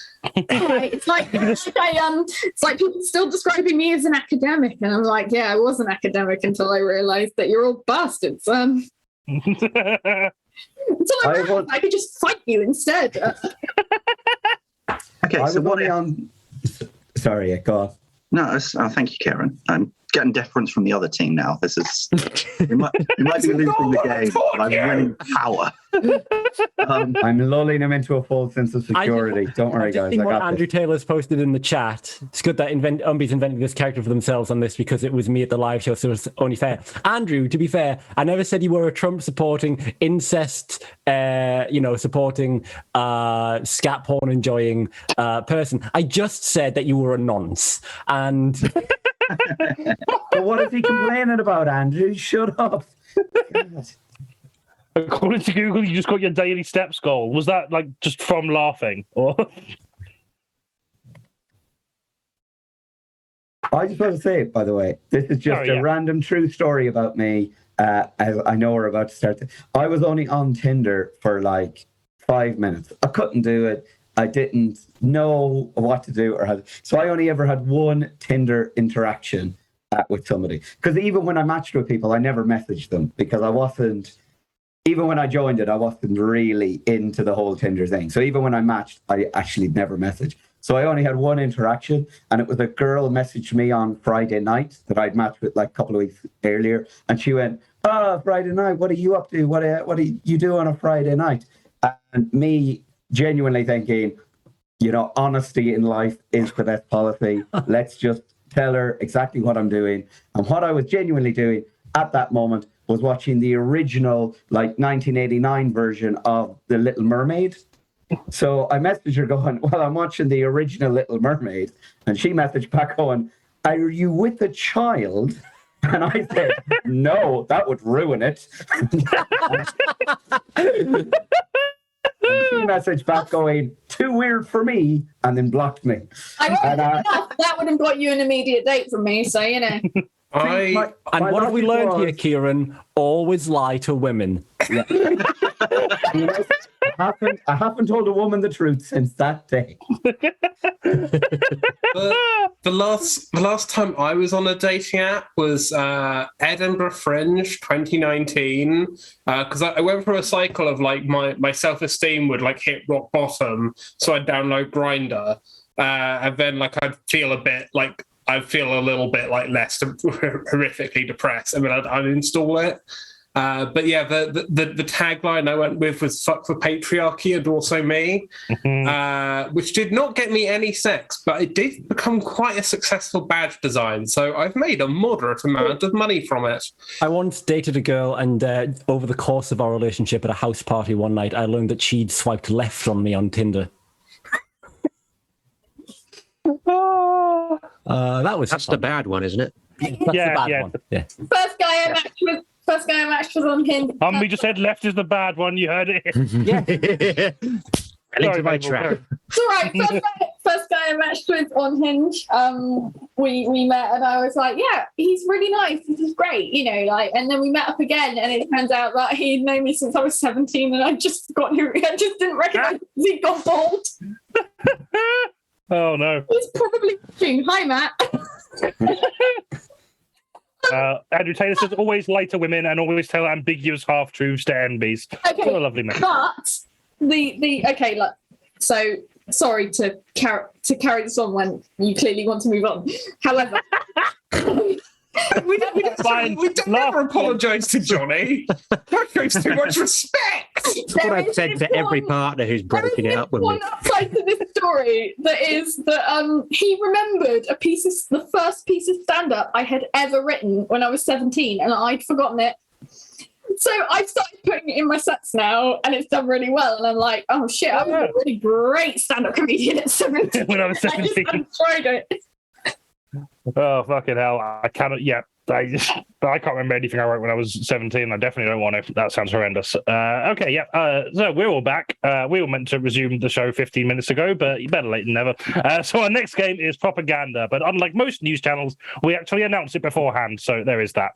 This game involves the teams taking on roles of editors of various different news and special interest publications and reporting on current events in their own style. So today, we are joined by Ed, who is now the editor for National Geographic magazine, QUENBY, who is the editor for the Daily Mail, obviously, Ian, who is the editor for Futurism, KIERAN, who is the editor for Chortle, MABEL, who is the editor for the Oxford Student, and UMBY, who is the editor for the BBC. So this is a free-for-all. I'm just going to read these headlines that just come in if you've got something you want a way to report that in your style. So the first headline is Capitol Records signs AI-powered virtual rapper FN Mika. Go ahead. No. Sorry, I was going to say something because no one did. You've lost your power, Ed.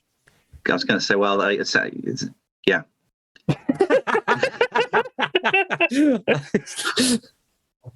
So, I feel like we just need to have the headline and then start again. Yeah, what was the headline? Silence never happened. Capitol Records sign AI-powered virtual rapper. Okay. Headline wildly outside National Geographic's remit, says editor. Well, here at Futurism, we're all about everything future. In fact, all of our news is from the future. So our headline is looking a bit further ahead. We've got FN Mika divorces all 947 of their partners simultaneously using 8G. British jobs stolen by computer from cyberspace. Yet another false identity has been created, just like the transes.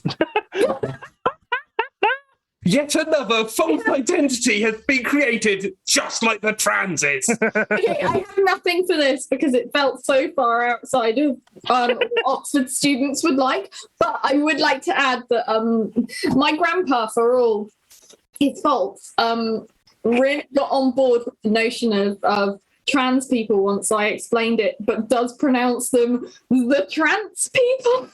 The trans people. We are a cult. We do hypnotise. Yeah, like Ferry Corsten and Paul Van Dyke and those people. Yeah, like the trans people, you know, with their holographic bangles. Yeah, I was thinking that is a great band name for a 90s dance troupe. Yeah. The trans people. Proper just Europop shit, yeah. You know, and he's always like, well, I understand you're very into trans issues. Okay, any more for that one? You will give us full points, Johnny. You will give us full points. Okay, QUENBY Steve, we're going back to 0. No! Yes. No, you're not. Thank God for that. The shiny things. Yeah, any more for that one? Complete hack, 2 stars.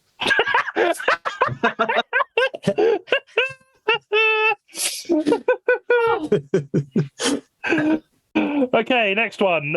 Police beg people to stop calling 999 to snitch on neighbours using hose pipes. Philistines report good wholesome folk trying to keep English hills rolling green.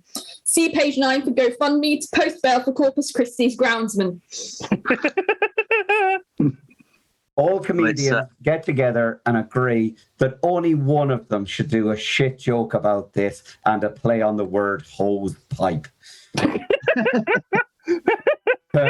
Look, only one of us needs to cover it, guys. Let's all just get together and just pick one. Right? It's not going to be that good anyway. It's a story about hosepipe bans and, you know, water drought. So the National Geographic's headline will just be, told you so. Woke police care more about hate crimes than enforcing the rules. We haven't covered this story because in the future there is infinite water and no police. So you should see the graffiti. There's like stuff like A tab. You know, all taps are bastards.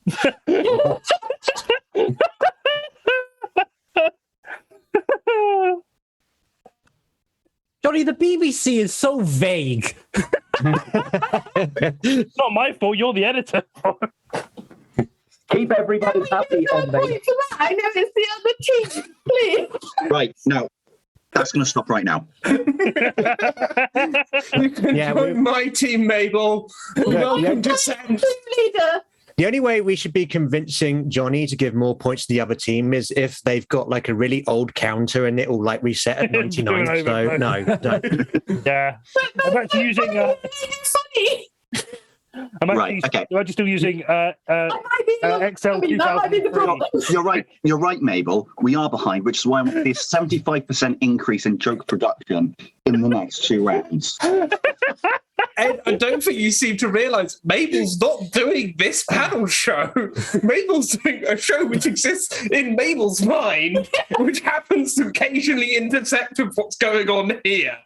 But like, you can't just like expect her to Sounds like Mabel's mind game needs a bit of an annexation to this one. In fairness, I'm getting confused because like every time I hear Ed's voice, I just think I'm on Six Music. So I feel like I'm in school all over again. And I just say, I'm glad that UMBY is not throwing in loads of answers, because one of my recent headlines is Roy Chubby Brown comes out fuming that BBC licence fee money is being wasted on attending quizzes on Monday nights. I don't pay my licence fee for UMBY to be coming on here and making jokes about serious news items. And I don't pay my license fee. You wouldn't have to. You're the director of the BBC. trans person doesn't pay license fee. Ricky Gervais hilariously sends up the fact that trans people don't pay their license fees.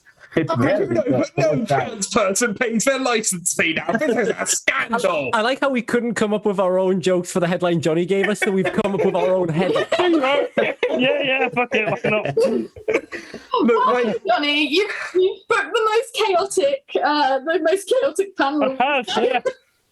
I thought I was quite clear. My goal is for my team to undermine me and for me to undermine everything else. I'm undermining everyone. It's just how it works here. Maybe just to help myself along, I'll go for the rest of this round pretending that it's the other BBC that I'm the editor of news for. So.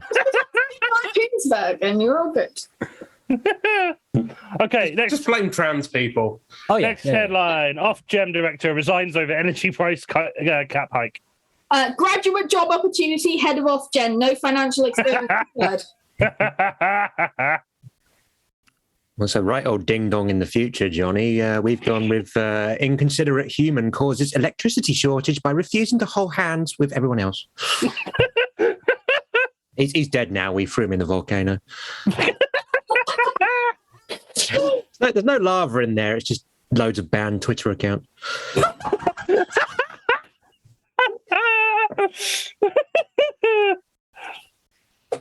Off-Gym director to retired Off-Gym director to attend the Edinburgh Festival next year with their show live and unplugged. We'll just go with the headline that you gave us without any changing, but it'll be next to a load of double-page spreads of pictures of the Yangtze River. I think I'm just going to remain silent on this issue. Okay. It would have been worse under Corbyn, just no matter what the story is. Inflation would have been bloody worse under Corbyn. Yeah, thanks for watching it. This would have been worse under Corbyn. You know, to be fair, that would also work for the BBC. I'm just realizing if I'm going with the other BBC, I should really change. There we go. So, And yes, I did just have that ready to go. Oh, I've seen that. I've seen that one. They're all your stepbrothers, right? Yeah. I've seen that one. I'm in The Sims now. But have you seen to the end of that meme? Otherwise, you can't use it. Oh, we've seen it. No, Johnny, I don't make it more than 30 seconds in. No, you skip to the end sometimes. Why do you book me for this, knowing that everyone else is so much fun? Can I just say, UMBY, I really love your blue cushions. Thank you. They're nice, aren't they? Yeah, lovely interior design sense. Yeah, I got them at IKEA with Mabel's mum.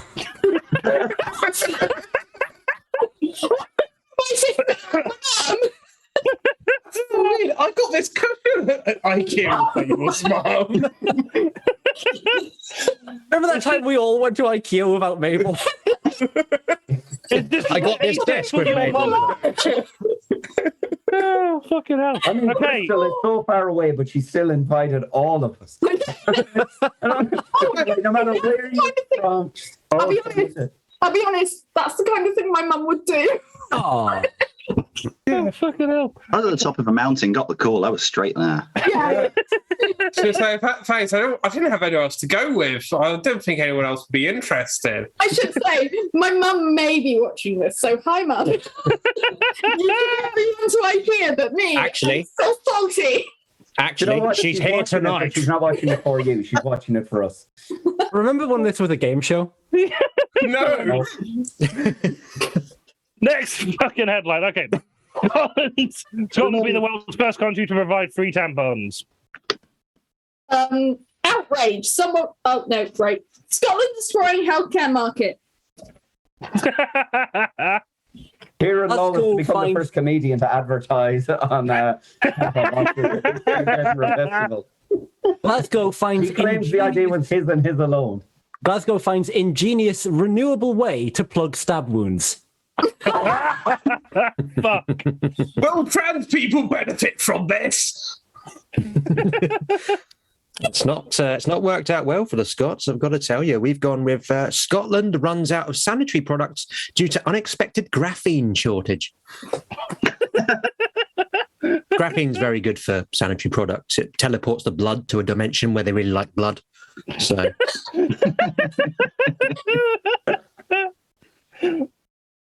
Double page spread of the Sanguine other dimension. dimension. Really like blood is what National Geographic will run with. Are UK taxpayers paying more to help vagina havers?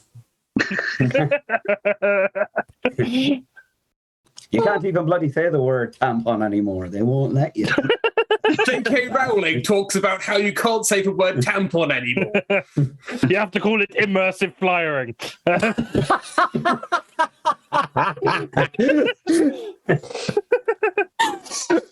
Actually, I think our response is just going to be like a really long opinion piece about how back when we were young, we didn't have any of this. We just in the winter we just let the blood freeze as it hit the air because we had no central heating and it was fine. We were all fine. It's fine. We don't need any of this. It's fine. And then we used it to cane children in school. Yeah. It's fine. I grew up fine. Sorry, Duolingo's just told me I haven't practiced yet. Give me a minute. That's why you need to do your Duolingo at like 2:30 in the morning, like I do. My Latin has never been better. Oh, give us some Latin. Scotland finds ingenious renewable way. Wasn't it fine regalen? Oh.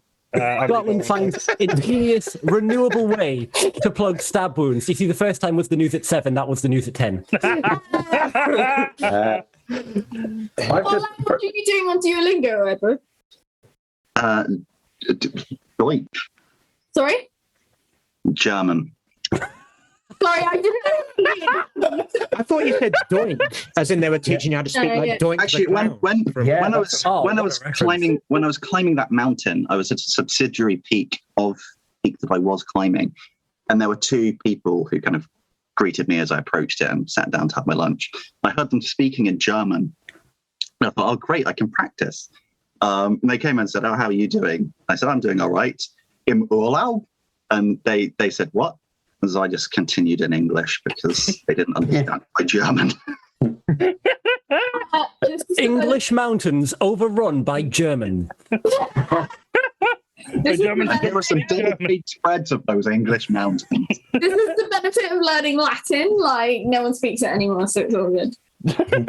Well, at least that's the one. benefit of is no all one the will time and test you on effort. Thank God you Years picked a of time and completely effort. useless thing to learn. I'm a medievalist. It's very useful for me because I can go, right, this person was trying to give such and such to. No one wants to know this.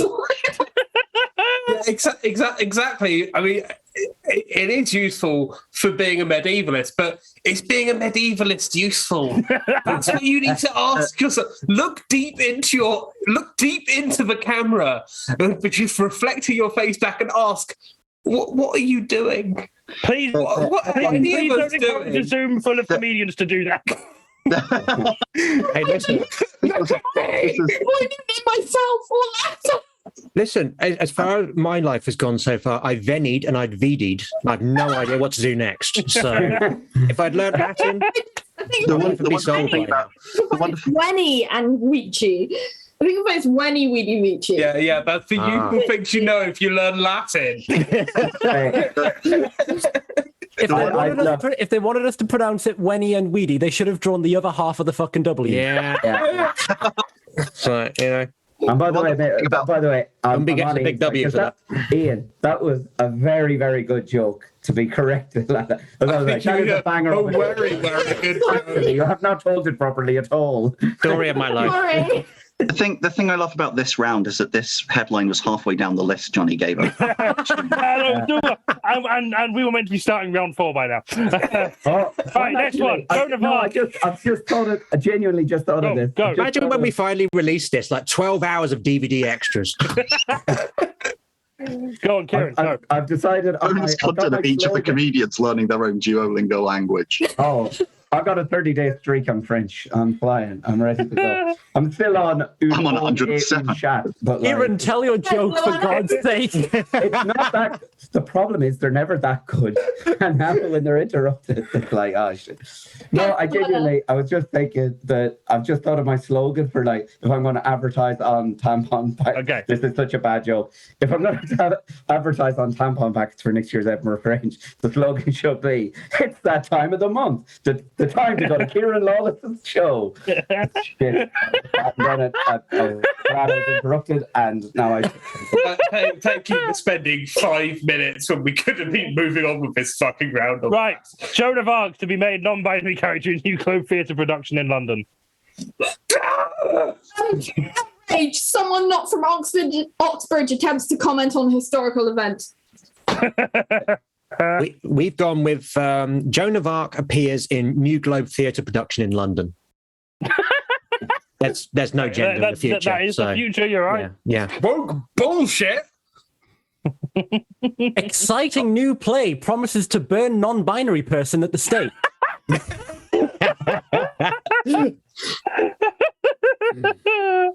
Here's what J.K. Rowling had to say about this. Right, any more for that one? Not funny. Hey, The gag rate very low. Very, very low, the gag rate. So. But use some good one-liners at the top just to ease people in. Donald Trump says FBI agents raided his Mar-a-Lago, Florida home. Mild grumbling heard from volcano. Undergraduate job opportunity, legal counsel for high-profile figure, no legal experience necessary, as you will mostly be working outside the law. When will they do this to Corbyn? Alec Baldwin sees perfect opportunity to reignite career.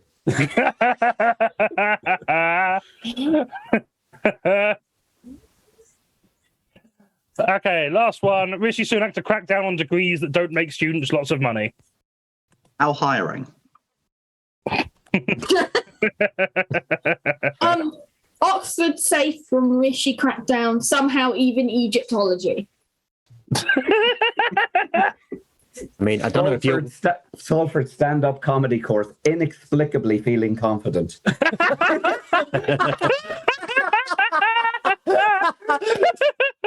Done. That's that round. That's it. Kieran's already won this round. Yeah, where we're at, you're only legally allowed to teach podcasting now. So. Oh, fuck. Any last ones for that? I can't top Kieran's.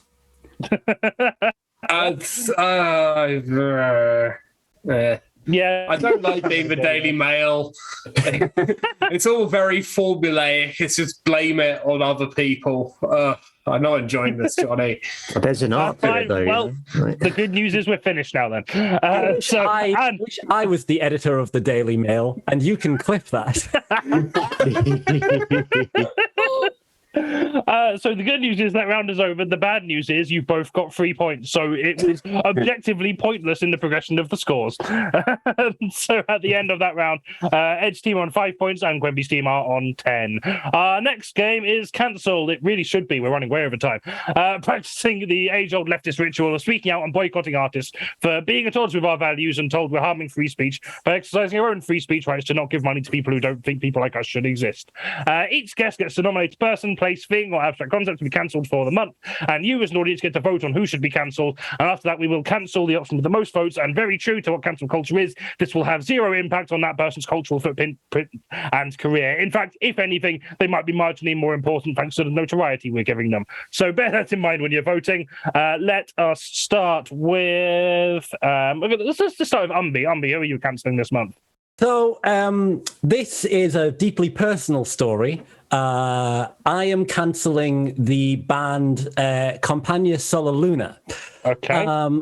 As we all know, that's fun. As we all know, there was a fairly significant cultural festival on in Manchester this weekend. You couldn't get away from it. I'm of course referring to Festa Italiana, the Italian festival held outside the Football Museum.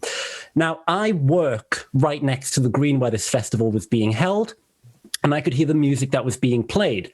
The band Compagnia Sola Luna opened their set on Saturday with a song that I can only describe as being 100% my shit. It was so good. I love accordions and I love songs that get faster as they go. And this had both, baby. So it's exactly what I wanted. But I was working, so I could not go and ask the band what the song was called. I spent that night searching everything they had on Spotify, and I could not find the song on their entire Spotify. And then yesterday, I was working, the festival was still going on, and the band was playing again. But this time they were playing as I finished my shift, and they actually finished their last song right as I left work. And so, the last song in their set was also very much my shit. 2 songs, very much my shit.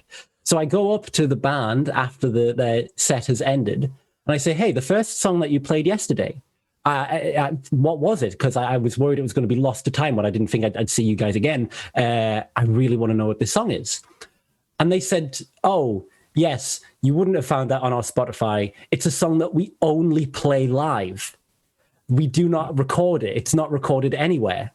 So I'm now going to have to spend my life savings following the band Compagnia Sola Luna everywhere they go, just so I can wring every last piece of serotonin out of this song and finally move on with my life. And for the record, I did also get the name of the last song they played on the second day, but they did also say, we play it differently when we play it live. You might not, you might sound different on the recorded version. And sure enough, recorded version isn't as good. So I took a massive L this weekend. And so I don't know why they would do this to me. I have been described as Italian passing. I thought I would be one of their people. But I am cancelling the band Compagnia Sola Luna. I know I'm not going to win the round, but that is to me. Get that off your chest. I had to get that off my chest. Much like I must now go and get the piss out of my bladder. Fair enough. Well, good timing then. Right. Please, so that you're not looking at my room, please enjoy this picture of Norwich City Centre. It's a nice picture. Lovely. Okay, thanks very much for that, Umby. Okay, let's have KIERAN next. KIERAN, who are you cancelling this month? Yes. So, I'm cancelling me, basically. Specifically, I'm cancelling a specific personality trait, which is my complete inability to stand up for myself in any way. As was mentioned earlier, I was at the Edinburgh Festival this month. So that has basically taken up all my time and all my thought this month. And I want to give you an example of how unable I am to stick up for myself in any way. Like, I cannot speak up. I have a complete fear of confrontation, so I cannot just tell people what I want. I can't speak up. I have to be just shy and reserved and terrified. And as one example of this, I hope people will be able to see this, right? This is the poster for my show. I don't like this poster. I don't like it at all, right? But it was designed by a friend of a friend, and I couldn't correct her in any way. Everything she sent had to be like, that is perfect. You're a star. You're amazing. Everything's perfect. You're a modern Picasso. I love it. No, don't change a thing, right? At one stage, I said, I've had reviews in the past. You know, I've had people come and review my show, say that I'm funny. Do you think we should put some of those quotes on the poster? Some of those quotes that say that I'm funny? And she said, no. And I said, yeah, that's fine. Yeah, no. She said, it would just clutter up my design. And I said, yeah, you're right. People don't need to know I'm funny at this festival of 3,000 fucking comedy shows that are alongside mine. Eventually, at one stage, I have to work out exactly where my camera is. I don't know if people will be able to see this. Eventually, I said, can we put one quote on the poster? She put one quote on it. And what she did was she put it on the handle of the hammer and then put a huge fucking shadow over it so you can't possibly see it. So the one thing that says KIERAN LAWLESS is funny is obscured by a massive shadow.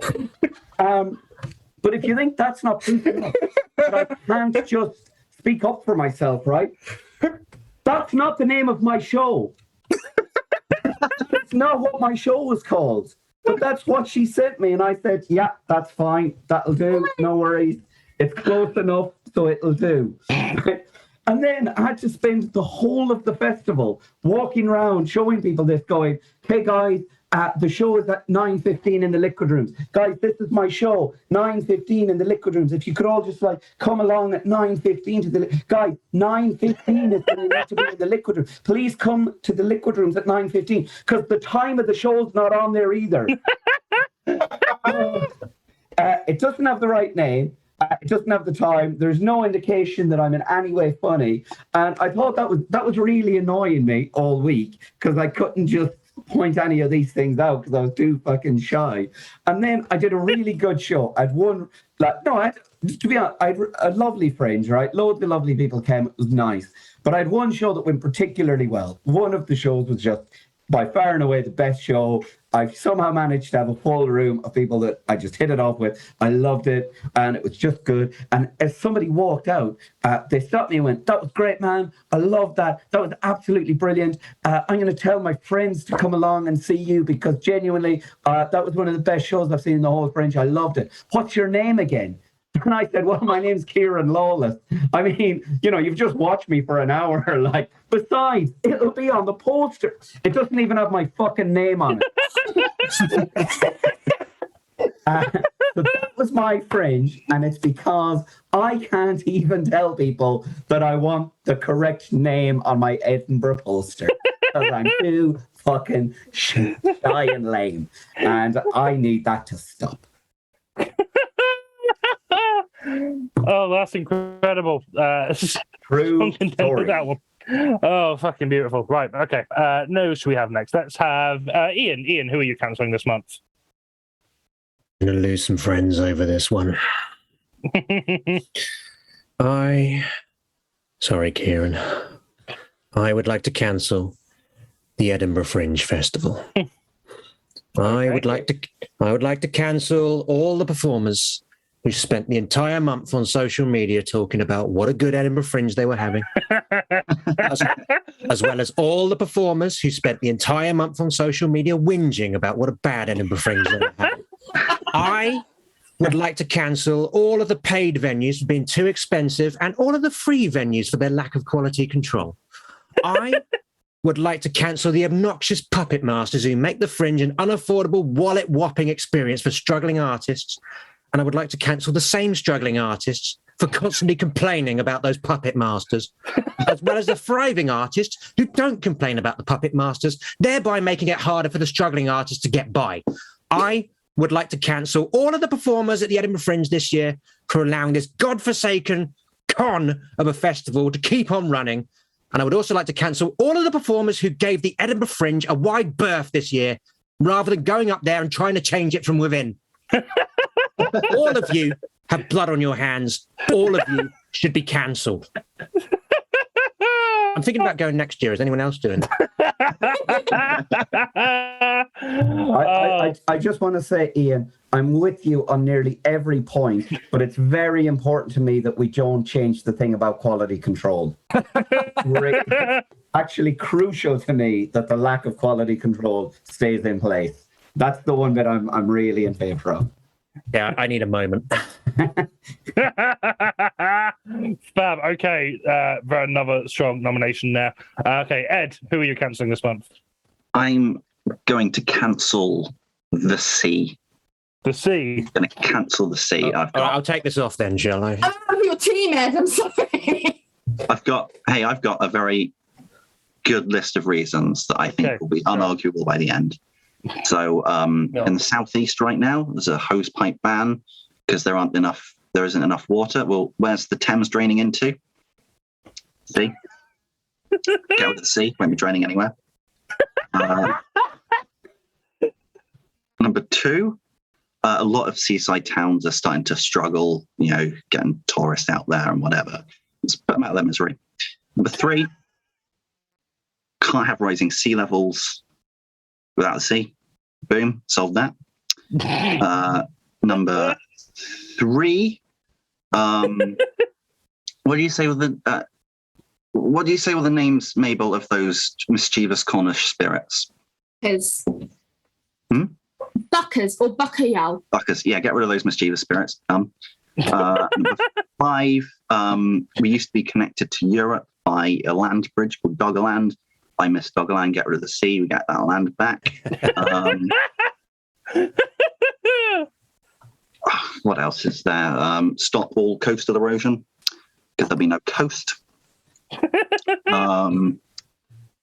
Those are all the ones I can think of now. There are probably more, but I think those ones are enough to be going on with for the time being. I think you've made a good argument, yeah. Yeah. Actually, no, I agree. I live next to the sea, and yeah. Yeah, you'd have a bigger garden, wouldn't you? Yeah, you would. You'd have a way bigger garden. Yeah, the whole of what is now the sea is just going to be Mabel's garden. That's how that'll work. Okay, Quenby, who are you cancelling? I'm cancelling my brain because this is shit. 10 points. I think that the main reason I want to cancel my brain is because I didn't decide what I was cancelling until about 3 minutes ago. Some of you already spoken, and I hadn't fully decided what I was going to do because I have ADHD. I can't fucking focus on anything. I'm always like, oh, I'll do it later. And then it's like, oh, I've just got to make up some bullshit in the moment. Why, this is not a way for a person to live. This is deeply humiliating. I never complete projects because I'm always like, oh, maybe I could do that thing instead. I'm sure what the world needs is a strap-on harness, which, yes, a strap-on harness made of denim, and yes, I am going to make one eventually, probably. But the thing is, I don't know if I'll ever make one, but I'm sure I thought of a fucking denim to make it. And this is just it's not a way for people to live. I'm not okay, and I honestly, I'm amazed I have a job, because, I'll be like, I have just enough executive function to do the things which need to be done for my work. But a lot of the time I'm just like sat there being like, I should probably do that thing, but it's not very interesting. So I guess I'll just have it on my to-do list for another 2 weeks until it's actually due, and then do it in one very stressful day. Do you know what happened the other week? I say the other week, it was 3 months ago. Someone was like, oh, have you done an ADHD assessment? And sent me an assessment tool. And it still sat in my web browser looking at me judgmentally. I'm like, yeah, okay. I feel like the actual assessment tool is probably redundant at this point. But the assessment tool is, I've not done the assessment tool in 3 months, despite repeatedly clicking onto it thinking, I should really do this. And they're not doing it. So yeah, I'm cancelling my brain because it's a bunch of bullshit. Fair enough. Okay. Another compelling argument there. Okay, and last but not least, Mabel. Mabel, who are you cancelling this month? I want to cancel my sister. Okay, yeah. I mean, it's not so much cancel as I want to give my sister like an extreme time out of commenting on my life. Okay. Because I have 3 sisters, okay, so it's not all of them, it's just one of them.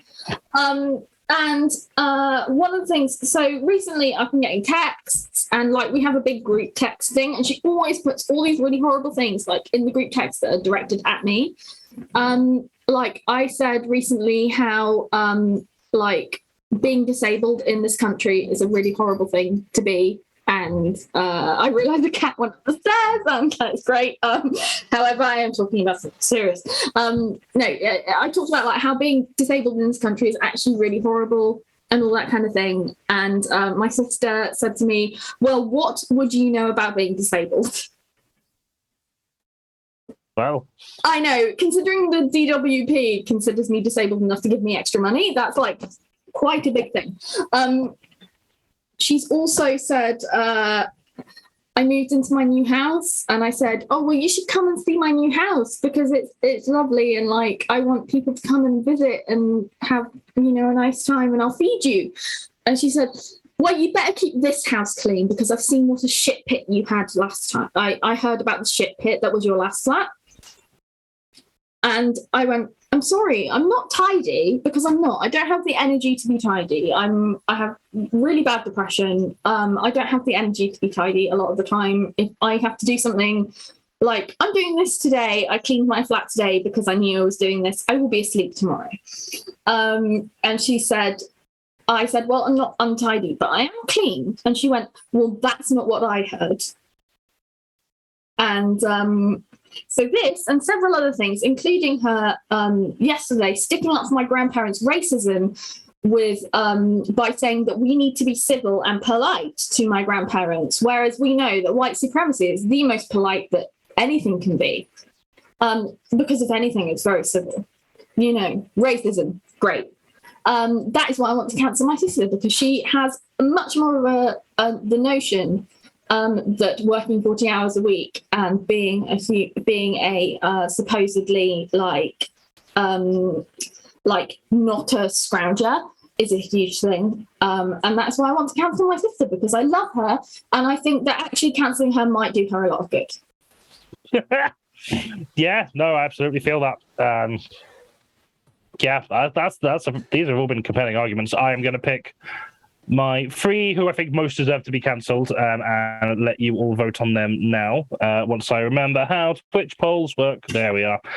Also, Mabel, I think that the intersecting show that you just happened to be on whilst not actually doing this show, I think you were briefly on like Question Time or something there.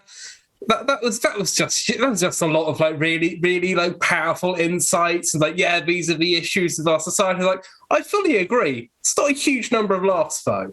I'm sorry. On Question Time. I'm really sorry. I didn't mean to not be funny. No. No, It honestly doesn't matter this day. There's no obligation to be funny on this show ever. But especially this round. No, that's yeah. If you were on Question Time, there would be lots of obligation to be funny, but like here, Yeah, no, I think more people should be funny on Question Time and less people should be funny on this show. Because if we were less funny, we'd be running to time. If you want something funny, my sister is also the person that when we were younger, we convinced her that broken biscuits were actually called Brocken biscuits because they were from Brocken in Germany, and she believed. Oh, that is brilliant. how does she feel about the other broccoli? She also had a question in her GCSE about Crick and Watson, and she went, "Well, Watson was Sherlock Holmes' assistant." Okay, I put a poll in the Twitch chat. I picked my three, who I think most deserve to be cancelled: KIERAN, LAWLESS, the Edinburgh Fringe, and the Sea. It was quite hard to narrow it down to those three. So all these people will be getting points, but how many points will be dependent on your votes. I'm going to go for a wee. I'm going to go into another break now while you're voting on that. So just a reminder, if you are enjoying the show, we run entirely on your donations. If you are in a position to give us some money, here are some ways you can do so: Patreon, PayPal. I'll just try some stuff on Twitch. If you can't, you get more wine, Johnny. You do, yeah, you definitely do. We're about to go on a break. You have time to get wine. You're fine. I did from the shop, like it is literally like round the corner. I don't know how fast can you. I can run. I'll run because like I wasted a third of a bottle of wine on my sofa, and I feel like I deserve more from my life than this. Very understandable. I'm going to cancel your bottle of wine for spilling itself. I should have cancelled my bottle of wine. Yeah. And if you can't afford to give us money, shout about us on social media and follow us on everything and give us nice reviews on Facebook, all that stuff. That also does us a world of wonder as well. Because word of mouth is also important. Right, I need a wee. I'm excited to see how this vote goes. I'm genuinely not sure. Fucking hell. But I would just like to remind everyone 10 votes already. That trans femmes and transgender women are inherently biologically and intrinsically connected to the sea. So if you do cancel the sea, it is transphobic. Whereas we have the chance here to cancel a straight white man. Let me say, I think you're taking my side there. And you know something, who I like, yeah. I mean, of course I'm taking your side, KIERAN. You're on my team. You know something? It's not the argument I would have led with for why I should win, but I'll take fucking votes. The other thing about the sea, it's kind of like the opposite of a mountain. Like it goes down instead of up, and it's made out of water instead of land. And that's just another argument to the list. But I feel like UMBY has basically ruined any chance this one winning, and has also clearly exposed me as a massive transphobe. So So it wasn't hard. I'll tell you what, it would really reduce shark attacks as well. Yeah. No, KIERAN. Stop taking the side of the other team. Oh yeah. You're starting to come around to my method of leadership there, QUENBY. If we cancel the sea, sharks will just adapt and start growing legs. Oh yeah, and then there'll be land shark attacks on sharks. land. That's so cool. Oh shit, that does sound cool. Fuck. We've had like 30 so much. We've had like 13 votes already. This is the most engaged chat has ever been with who we're cancelling. Usually, by the way, I have 12 Twitch accounts, just so you know. Well, it's weird that you. I don't know who that other person is. Exclusively for different ones. Then Without the sea, we'd have to have flying pirate ships, which would also be cool. That is true.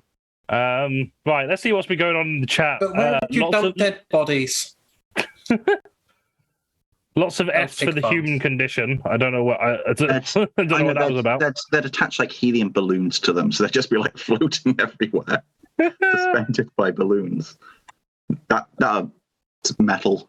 I mean, sky burials, that's a thing. Yeah. Winnie Weedy Waluigi 193 to try to point out that fits to the TMNT song. Fuck, it does. Would eliminate Viking raids.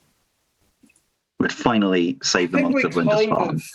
I don't know when you were last raided by Vikings, but that sounds like a problem for the sort of fuckers who live by the seaside. So if you want to take that risk, Mabel's a medievalist. She'll tell you the dangers of Viking attacks. And she'll do it in Latin because she's able to do that.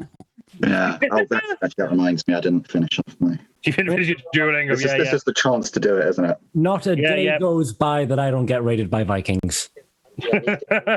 Can set my bloody enough about your Viking raids I experience. Why is there not a window in the living room? Did you know one of the reasons? One of the reasons the Normans hated Vikings so much was apparently like they just like washed and like had much better grooming, and then like a lot of like the local women wanted to fuck them. Apparently that was part of the reason they were hated. Is it the same reason everyone hates trans people now? Yeah, we're just too damn sexy. Yeah, and we wash. Hang gender out everybody. on, sorry, you're ruining my. Give me a moment. Let's do dry regalia. I have made out with a trans Viking before, and they were very hot. So now that's what Duolingo heard. It's the tie. Both KIERAN, LAWLESS, and the Edinburgh Fringe are tied for who we want to cancel the most. We'll cancel KIERAN, LAWLESS ever attending the Edinburgh Fringe. How about that? Yeah. It will cancel itself. Yeah, I mean, yeah. No, isn't it? If we just cancel the Fringe, then that takes care of KIERAN. So well, that's the thing. The Edinburgh Fringe has already beaten me this month. yeah. I've already taken it on, and it has well and truly beat the shit out of me. Oh, Saphibus has only redeemed Hydrate. I'll do that. In der Küche keinen Spiegel. We all have that's to. what I was going to say. You're stealing my gags. Do we all have to hydrate when they redeem Hydrate, or you can. I won't be enforcing this, but it's up to you. I mean, I've been giving it away for free pretty much most of this. Like that's where you're going wrong. You have to wait because then if you don't, it's most likely to have a bigger Twitch audience. Because if you don't have enough, then you can't drink water and you will just die. So I feel like channel points are like the literal version of paying someone in exposure. Yeah, literally is, yeah. Der Keller ist total gemütlich. Ich will hier Yoga machen. Das Feuer ist jetzt im Keller. Zufrieden.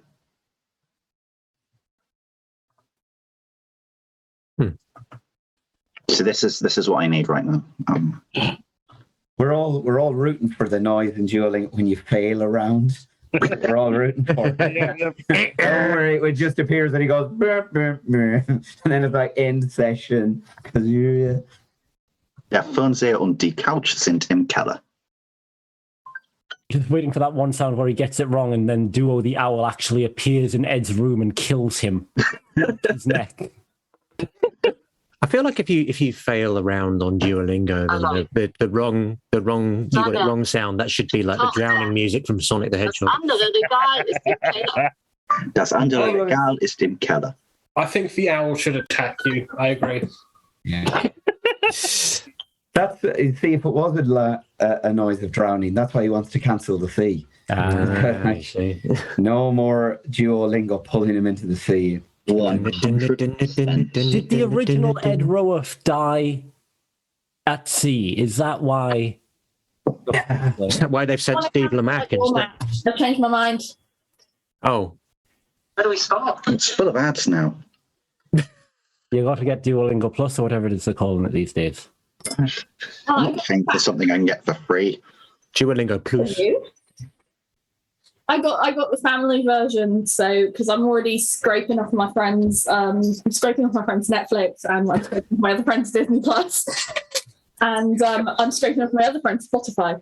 So I was like, right, I have some money, I can pay for a year of for like the Duolingo Plus or whatever. So I'll do that. And my mum started learning Latin as well.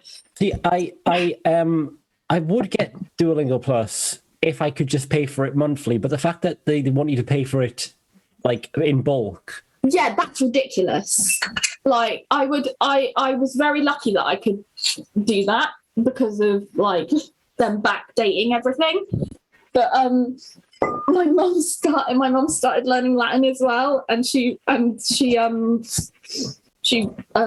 was very sweet because she hasn't done Latin since she was at school, and she greeted me with "Salute, quomodo es." Like, it was like, oh, mum. My mum is so sweet. Andrew Taylor's just said, I didn't know there was a family version of Duolingo. How are you going to learn the Latin for fucking? Oh, I know the Latin for Facebook, and I can conjugate it. So it's iramare, which is the same as amare, which is love. So it's iramaro, iramaris, iramat, iramaros, iramate, or amatis, iramant. So that is some highly functioning dirty talk. It's a first column verb. So you can so if you use amoras, amatomaras, amatis, amant, you can apply that to iramare, which is to face up. Because it seemed like a good idea at the time, I made a T-shirt which reads, because we all know like the word cogito ergo sum, I think therefore I am. So I kind of wanted to work out what the Latin for I fist therefore I am. Amazing. I ended up with pugnus eramabo ergo sum, which is I punch fuck, I think was technically. That really works. Admittedly, there might actually be a specific term for fisting because I couldn't find it. I did have a look. Because if you can help me and I can make a more specific fisting T-shirt to wear next time I'm visiting my family, then sure. The Romans had up to 80 words for different types of sex acts. So the idea that it's not out there seems a bit like iffy to me. So I'll have a look because. But yes, I do have a but anyway, I have a T-shirt which says "I fist, therefore I am" in Latin. It's beautiful. I'm definitely buying that T-shirt. That's great. I just want to point out the real tragedy of my life is you just said 80 different sex acts, and I was like, I can't count more than 3. No, I know. So that's really team. Yeah. I'll be honest, I'm asexual, so for me it's just like 80 different things you do not understand. Kieran's asexual as well, he's just not voluntary. Yeah, that's it. No, the real you can't say incel on Twitch. I'm technically an incel. I was going to be fair. Being asexual is definitely not voluntary. if I could feel all the sexual attraction, I totally would. Everyone knows all sexuality is a choice. Oh, yeah. Exactly, yeah. All right, the Daily Mail headline again. Trump voter, incest support. Ed, how's your Duolingo going? I got 100%. Oh, fantastic. Even with talking over it. Good. And it Okay, did take ages to do, though, because it was, started halfway through the round, and it was one of the longest times. The way that goes, yeah. The way it goes. Cool. It went so well, I might do another one. I mean, we're going to carry on with the show, but if you want to do one with Jeremy Paxton. Okay, yeah. So, at the end of that round, it was a tie between Edinburgh Fringe and KIERAN Lawless. So they both got 3 points, and the C gets a runner-up 1 point. So at the end of that round, Ed's team are on 9 points and QUENBY's team are on 13 points. So it is closing up. So we're going to go into the final 2 rounds. Our next round is 3 Minute Fringe. Ironically, given that we just cancelled the real Edinburgh Fringe. I actually couldn't afford to make it to the Fringe this year, probably like many of you, but fear not, I have gone out of my way to source some of the breakout stars from this year's Edinburgh Festival, and they've all agreed to perform a short extract from their show here for you tonight. Some of them are old favourites from a brand new show for 2022, and others are newcomers who are already smashing the circuit, but all of them are fantastic. You're going to know all of them. You're going to have strong feelings about all of them, and you're going to have a wonderful time. So to kick this off, we're going to start off with the non-binary historic French icon, Joan of Arc. Please welcome Joan of Arc. This new play about me is which is MABEL, by the way, for Sam. I realised I didn't say that. And this new play about me is a wonderful thing, mainly because it's nice to still be annoying the English 600 years in, but also because, yes, by a medieval metric, I was what can be considered genderqueer. Like trans people now, I just couldn't win. I wore men's clothes, I got hatred. I wore women's clothes, I got assaulted. It's like being between a rock and a hard place, which is incidentally why they didn't choose that as my method of execution. Moreover, I am a great person to write a play about because I will continue to be a great historical figure for years to come.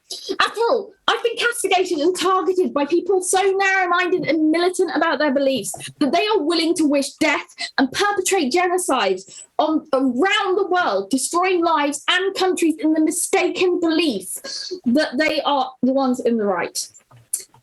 And the medieval English establishment too. We can't forget them. And that's me. Fantastic. Thanks so much, Joan of Arc. Love it. Okay, next. This next act is unique in that he starred in many fantastic films and shows and consistently manages to be the worst part in all of them. It is Chris Pratt, as portrayed by QUENBY HARLEY. It's so approachable and lovely. Now, some of you have been saying that I'm your least favourite Chris, and that's so fine.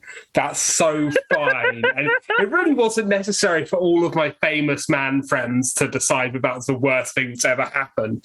But it's really nice to know I have friends who'll stand up for me. And there's been some woke bullshit. I mean, there's been some legitimate concern raised in the media recently that some of my work could have like some kind of like political message, and nothing could be further from truth. What is political about a military hero going on a rampage with a gun to take down evildoers as a solitary hero fighting for justice? What could that have to do with politics or any kind of like worldview at all? It's just an action film. Don't look into it. Don't look at, just like you shouldn't look into, the things I said about being so grateful for healthy children and not saying anything about loving my son who wasn't born healthy. Just don't look into it. Just don't. I'm so charming and white.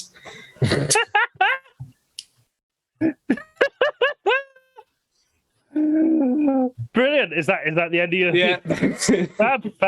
Thanks so much. Cool. Thank you so much, Chris Pratt. Thanks for coming and taking a break. Also, my wife's church is not homophobic, to be clear. I don't hate gay people. I'm just friends with a lot of people who do. We can all relate to that. So this next act is doing his farewell tour after leaving a lengthy stint as a man who makes students feel like idiots for not knowing the answers to complex questions which he has written down right in front of him. It is Jeremy Paxman, portrayed by Edward ROWORTH. Thank you. Sorry, Jeremy who? Paxman. Oh, Paxman. Sorry, I misheard. I thought you said Pac-Man. Jeremy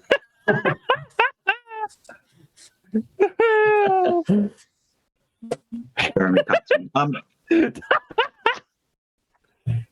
Johnny, why did the chicken cross the road? I don't know. Why did the chicken cross the road? I don't know. Why did the chicken cross the road? It's a simple yes or no question, Johnny. Why did the chicken cross the road? Yes. Why did the chicken cross the road? I've got the figures written right down in front of me. Why did the chicken cross the road? I don't know. Why did the chicken cross the road? Or was it Jeremy Paxman? Oh, I'm going to need some of your money to fund public services. Oh, Paxman. Sorry, I thought you said taxman. I'll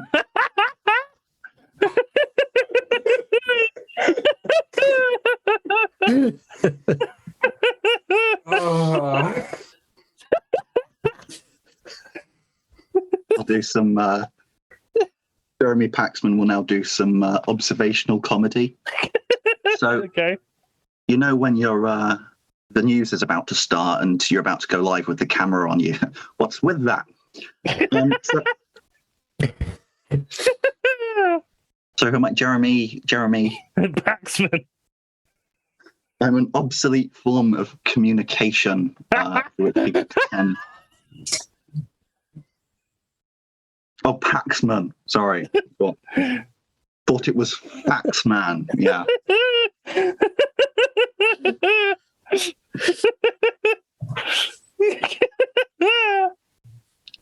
I'll put you out of your misery. I could do that all night, but I know you could. Thanks very much, Jeremy Paxman. I've forgotten your name now.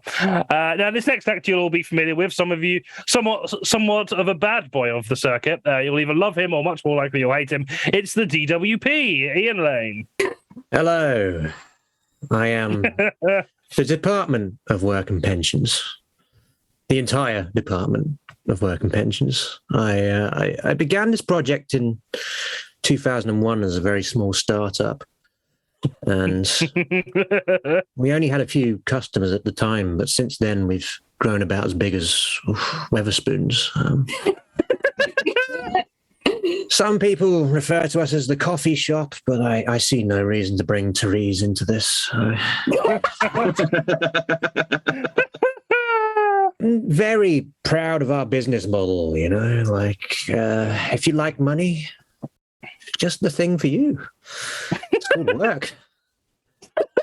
If you like money, but not yet, we've got just the thing for you. It's called pensions. It's different options, you know, like if you're like, hey, I'm being charged to exist, don't worry. We can help you out with that deficit and we can put your existence to good use in the process. And if you like thinking, hey, how come I don't have as much money to exist each month as I thought? And then suddenly when you complete all of your work in your life, you're like, oh, wow, I could have gone on a cruise. We can help trick your brain like that, you know? I mentioned Wetherspoons earlier. Many years ago, we acquired a chain of pubs. It's about 15, 20 bartenders who work there. They don't serve alcohol, but you can get yourself a pint of dissent and a shot of unpaid internship. These pubs are all called Job Centre Plus. Not to be confused with the Job Centre, which is an actual pub in Deptford. If you go in there and ask for a job, they'll most likely just tell you to dance. If they like your footwork, they might give you 50p. A lot of people don't carry change anymore, though, so make sure you bring an iZettle. But we have one motto at the Department of Work and Pensions. We work hard, we pension hard. So thank you very much for listening to me. Now get back to work and or retirement. Thank you very much, DWP. Our next act is also about to start his farewell tour, or at least it better be the fucking farewell tour. It's Boris Johnson, KIERAN Lawless. Yes. Right. Wait. So, Jonny, how long am I doing? How long is this? How long is this bit? How long? 1 to 5 minutes. Okay. Perfect. Up to 5 minutes. I think it would probably be best if I were to stand down. If I were to stand down. But I think what I'll do is I'll wait for 5 minutes. I'll stay for 5 minutes, but I'm also gone. I'm gone, but I'll be here for the next 5 minutes. So I'm gonna say in the what was the Jonny? Why did the chicken cross the road? Why did the chicken cross the road? That's what I want. Jonny, tell me now. Why did the chicken... I don't know why the chicken crossed the road. Well, really, that's something for my successor to worry about. I don't think that I need to be worried about. But the whoever does the next 5 minutes will, I'm sure, have a plan for why the chicken crossed the road. Jonny, knock, knock. Who's there? That's really something for my successor. That is a door for my successor. I don't think I should be answering that door now because it's really my successor that should be dealing with. I'm going to now, like if I'm doing my stand-up comedy, I'm going to the Edinburgh Fringe now. My retirement. I'm going to be that. Of course, I would like to cancel the arts entirely. So the Edinburgh Fringe next year will just be me. It'll just be me. The whole reason for being so anti the arts is so next year's Edinburgh Fringe will just be me in Cowgate shouting at people, shouting about Peppa Pig. Just me shouting about Peppa Pig for 24 hours on Cowgate in Edinburgh with my show, 24 hours work meeting people. That's my show. So I'm not sure how long I have left. I know that my time is limited, but I do know that I do have some time left to do a few more minutes on this. So what I'll do instead is I'll just put this here, which says, which you can't see, it says, in Greece, back soon. See you later, guys. Because, yeah, don't worry, I do plan to fulfill the last 2 minutes of my bit, but it will just be this on the screen for the whole time. Fantastic. Thanks so much, Boris Johnson. I've never said that sentence before. And finally, we have a man who knows more about everyone here than anyone else does, making him objectively the best primed observational comedian out there. We have Mark Zuckerberg, played by UMBY Winters. Blink. Blink. Hello. Blink. I have been told that you should not start with your best joke, Blink. So I'm going instead to start with my friend Tom's best joke. MySpace. I am Mark. I Blink. I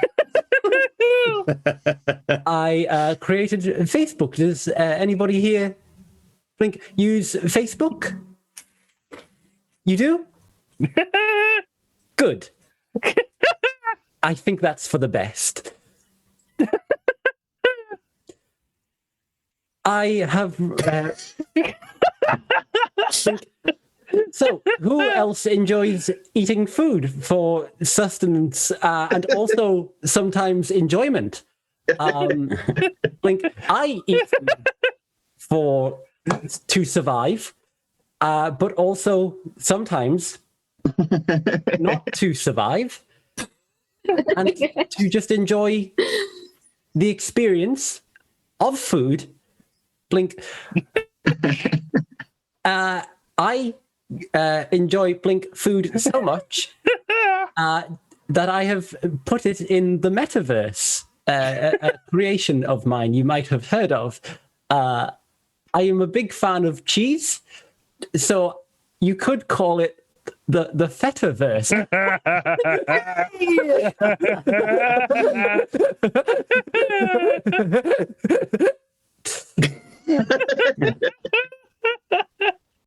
So, let's do some crowd work. What's your name, sir? Chris. I know.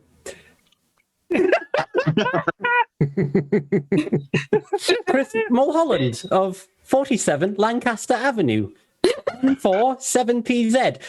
You work in construction and you need a new toothbrush. I enjoy brushing my teeth, as does Chris, hence why his toothbrush, Blink, is so worn down. Not to worry, you can get a toothbrush from Facebook Marketplace. I'm almost at the end of my time, so I just want to thank everyone for coming to my comedy show.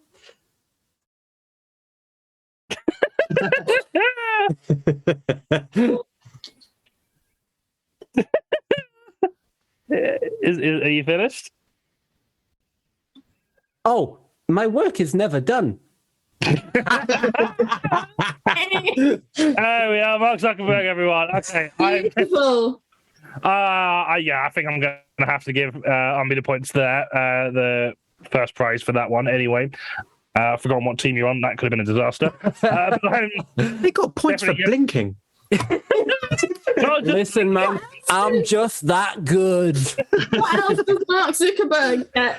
Yeah. I'm also going to give runner-up points to both Kieran for his Boris Johnson and also Ian for the DWP as well. So at the end of that round, QUENBY's team are on. I've done that wrong. QUENBY's team are on 17 points and Ed's team are on 10. So yeah, we probably know who's going to win at this point, but it's fine. Try anyway. It's not about winning. It's okay. It's about Team, fulfilling. We're now going to try and lose We as have many our route points to as victory. possible. I will never intentionally tank. I am competitive. I am a... Jonny, are there negative points in any of the upcoming rounds? There's one upcoming round. You'd have to be so unfunny that I just Can we remove all your get a previous large points. negative points? I really want to lose. I now. mean, I don't know. QUENBY, Can you? You have to try your best. QUENBY, if you blow this for us, I'm going to detransition you. I will cis your gender. Oh, no, don't make me into a little sissy. So the gender equivalent have said, I've got the code to the new... No, we suck. Don't do it. Right, our final round is ripped straight from Mock the Week, and soon we can steal the name as well because they're getting. But for now, this round is just called Quickfire Gag Round that work out of context for easy social media content. This round, I'll be giving guests a scenario to riff on. They'll be coming up with their suggestions and gags, and points will go to whoever makes the best jokes in my entirely unbiased and objective sole opinion. So we're going to start with things that wouldn't happen on University Challenge. Sorry, Jonny, what's the name of the host of University Challenge? Paxman. Matter. Why did the chicken cross the road?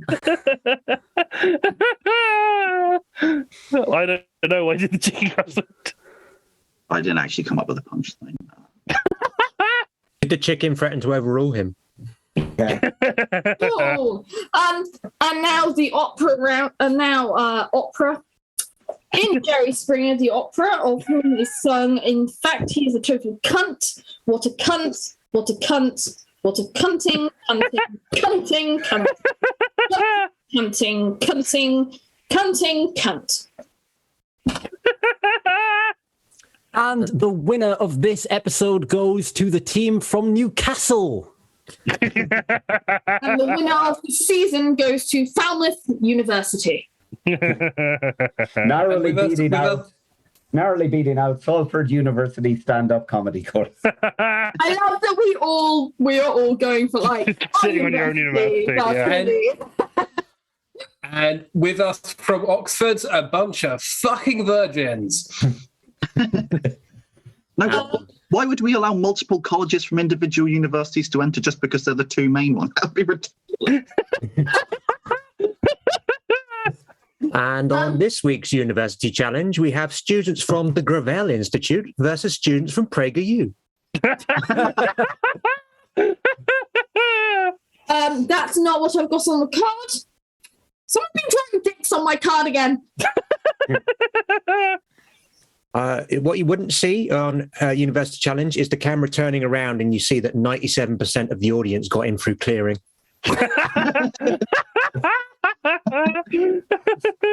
And now for the music round. Who sang UMBY? And for my final ever show, I'm going to stand up and show you what I'm wearing on the bottoms. It's nothing! I've started, so I'll finish, but that's enough about my wank. That's mastermind. Come on. Mabel, look at me. Do you think I've ever seen an episode of University Challenge in my life? Pretty fair, but you know, I didn't judge. I assume you have seen all of the quiz programming. Always judge everyone All the time. Okay. at snap instance. This is why my team won, Mabel. Yeah. And now that I've stood up and you can see what I'm wearing under the table, you can see that my name is Jeremy Waxman. I'm moving in on your bit, Ed. I'm moving in on your bit. Jesus fucking Christ, what am I doing with these posh cunts all the time? Okay, well done to Coventry, who win this round and go through to the next week. Unfortunately for Imperial College London, the penalty for failure is death. Oh man, I really wish the penalty for Imperial College London was death at all times. Just for being an Imperial College. Oh no, they're like the direct rivals of Campbell School of Mines. So for me, fair enough. Like, to me, like, you don't win the bottle, you die. This episode, we've replaced one contestant's buzzer with a C4 detonator.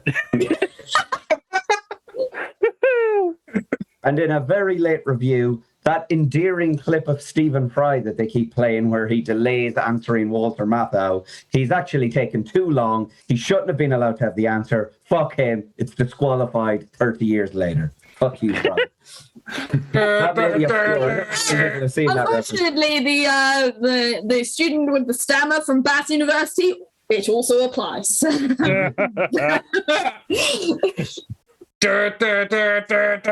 Sorry, that wasn't people buzzing with answers. I just had enough of these cunts. Okay, next and round. York University, why, oh, why, oh, why? Very nearly spells you. Sorry, that's not my joke. I can't do why oh why without doing that joke. It's very bad. Okay, next round. Unlikely things to experience in the metaverse. Happiness. I knew that was going to be the first one. Or gout. I was going to expand on that. Legs. Happiness and legs, the two main emotions. Genuine love. A complete lack of werewolf porn. It's only a matter of time, surely. Joke that goes, Metaverse? I just Metaverse. I never even touched You did just meet me. Amber, you were going to say something? I'm Mark. Would you like to be my friend? Blink. It's meant to be unlikely things, you know that. What about if the entire metaverse was actually based underneath that bus stop that collapsed at Notting Hill Carnival? That was too topical, I'm sorry. And in shocking news, it turns out that the whole metaverse was not just to harvest your personal data. What, really? Unlikely to experience in the metaverse. 9/11.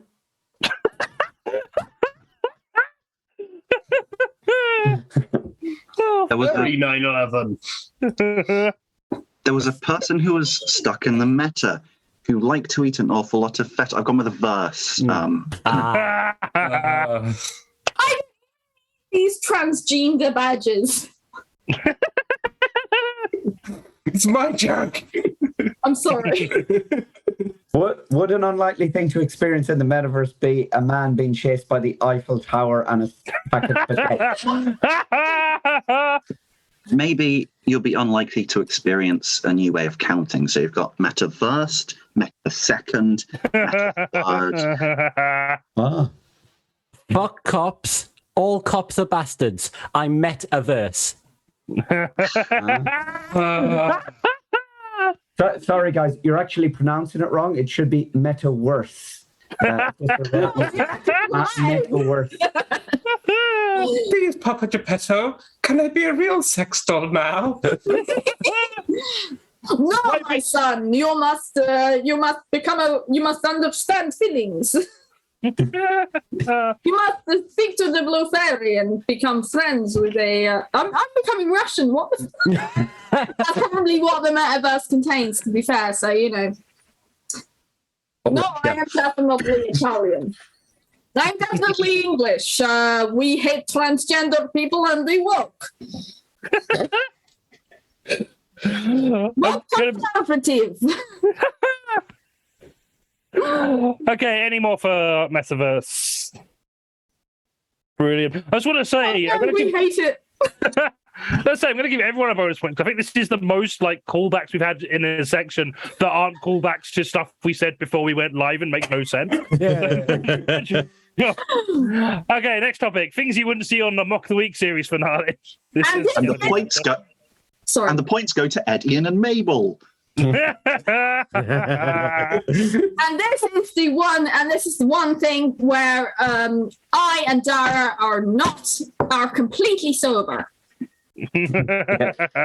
Dara O'Brien ripping his mask off to reveal that he was Andrew Lawrence the entire time. Guys, actually, I don't talk like that at all. I can actually talk fine, but I just, it was a gimmick that I came up early on, and now I actually don't need to do that at all. Hello, I'm Andy Parsons, and now I'm about to tell a real joke. I'm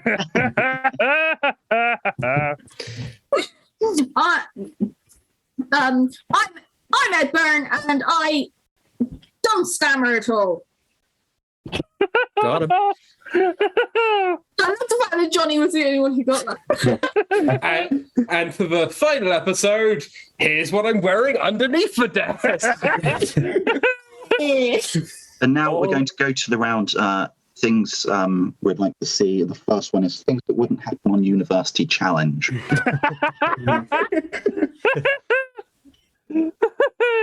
And now to close out the show, I will fight the Megabus man to the death. And also the vampire in that show. The episode ends with Dara waking up on the train on the way to his audition for host of Mock the Week, and all the comedians he's worked with over the years are just people he saw on the train. So Hugh Dennis was checking tickets, Andy Parsons was the driver, Frankie Boyle was selling crisps from the buffet car. Oh my God, no. Man, genuinely, I would love that. That would be fucking amazing. Genuinely, if they think of that, that's fucking great. I mean, I stole it from the British Empire, but it's... Yeah, that's so cool. That's a nice callback to a 90s comedy that we'll on this show. And now, because I need to find some other way of making money, time to go fist fight Ian Hislop. Well, it was lovely of the Mock the Week crew to allow me, Frankie Boyle, back for this final episode. And I'd just like to say from the bottom of my heart, I'm very sorry for all the things I said. You know what? Okay, deep cut here, but do you know what? I think I'm going back to host the panel. And let me tell you, I may be the only one who understands that, but maybe I know. I love you. It's a great gag. Panel. Actually, a great show. The episode where Ed Byrne and Andrew Maxwell came in late because they were on the plane. I genuinely remember it well. I'm sorry, Ian, while they talk about the rest of the scene, should we talk about the presenter? We've just got Irish TV. Yeah. Let's talk about Irish TV from full on 20 years ago. I mean, Mabel, what show are you on now? On everyone. It ends with Dara saying, bring back the live floor show. Are we just quoting funnier shows to do a finale? No. Funnier Irish shows that nobody here could possibly have seen and understand the references to. I'm here for it. Thank you for watching. Thank you for watching. Worth it. Thank you for watching. Thank you for watching Mock the Week. Dr. Cox, you can get up from under the desk now. If this is the answer, what is the question? Why the BBC... We'll never find out now. The suspense. Oh no!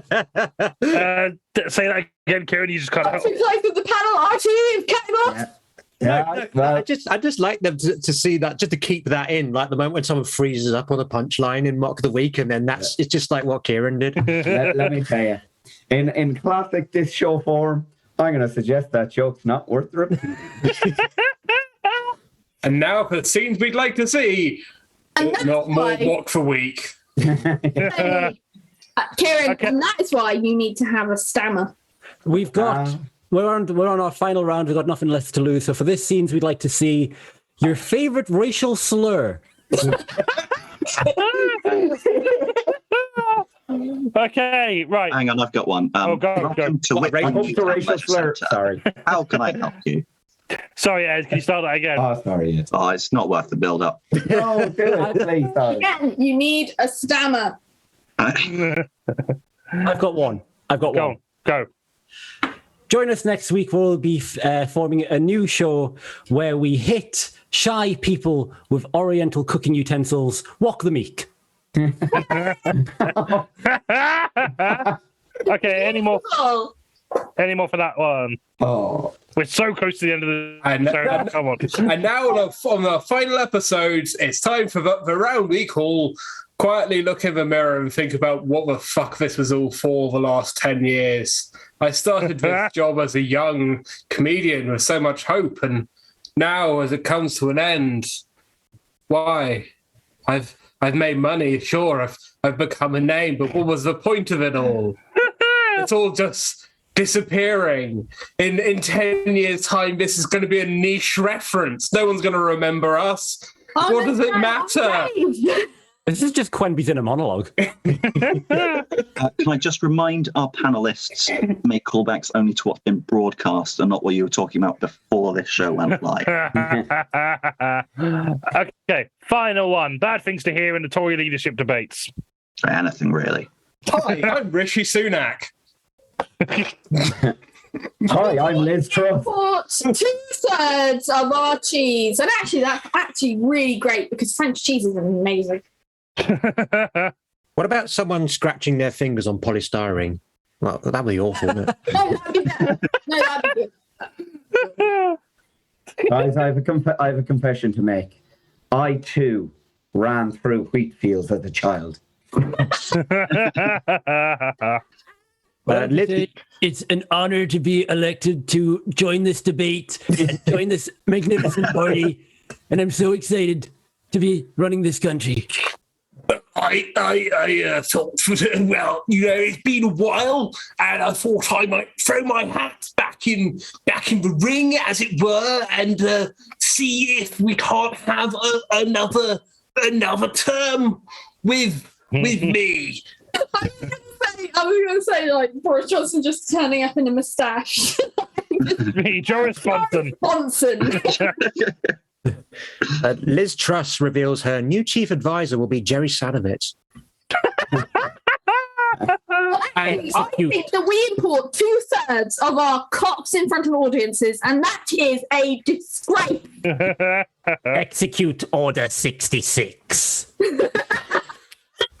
Of course, they've got audiences, so we can reuse some earlier jokes. 95% of the audience got in through clearing. And We need to crack down on these degrees that don't make people money, and therefore we are cutting every degree except classics. I read the recent report by the Treasury that the current benefit system has killed thousands of people every year, and that is a disgrace. We can get it to tens of thousands. Whoever wins this leadership race will become the next prime minister, and whoever loses, the penalty for failure is death. And now I have some thoughts about trans people. I'm bringing back the spirit of Churchill. Here are all the races of people I don't like. Me and Liz have been fighting for this debate, this leadership for so long. I don't want to fight anymore, Liz. I think we should just make love right here on the stage. Minus 17 points for QUENBY. No, not doing that. Jacob Rees-Mogg turns up and throws his children at both of them. I believe there needs to be a bathroom law, because we need to crack down on the notion of cis men dressing up as women and going into bathrooms, because as we all know, rapists are utter sticklers for the law. If there's one thing the rapists cannot deal with, it's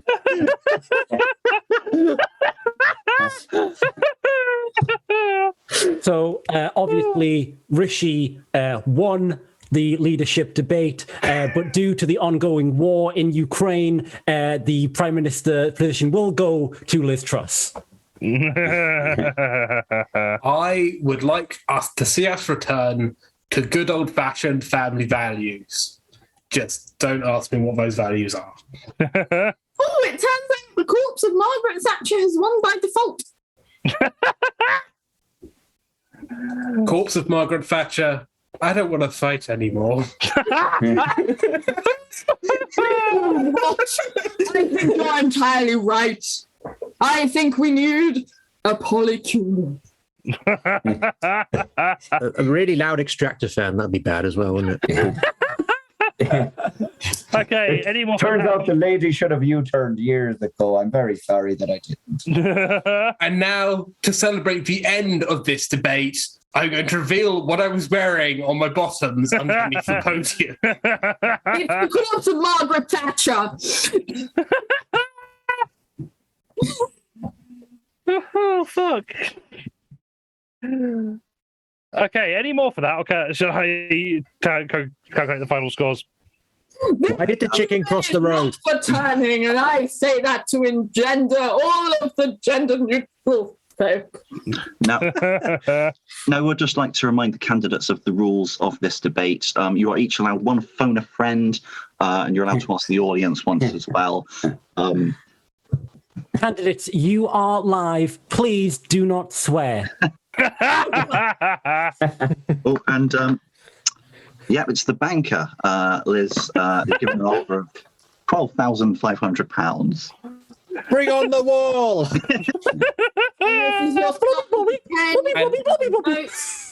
That's number one. And in groundbreaking news, we've had a public vote to decide what format the debate should take. Squid Game. It's strange. As I was on the way to the debate here today, I woke up and I had the strangest dream in which I was the host of some panel show. All of the contestants were people on the train, and okay, right. He ends that episode with "I have a dream" as well. As the leader who was formerly vacated the post, I would like to say Habes Kvesenmen or Kvesenmen. I was in Hull the other day, and I spoke to someone I spoke to a baker. Just kidding. I don't talk to the plebs. I know the past. Pictores. I know the past 12 years of Tory rule have not been ideal. Millions have suffered, billions has been lost, and all in all, the quality of life in Britain has gone downhill at a steady pace. I promise to you, the English public, it's only just getting started, baby. Yeah. I will assure you that under this rule, we will have no mixed berry jam. This is a strawberry country.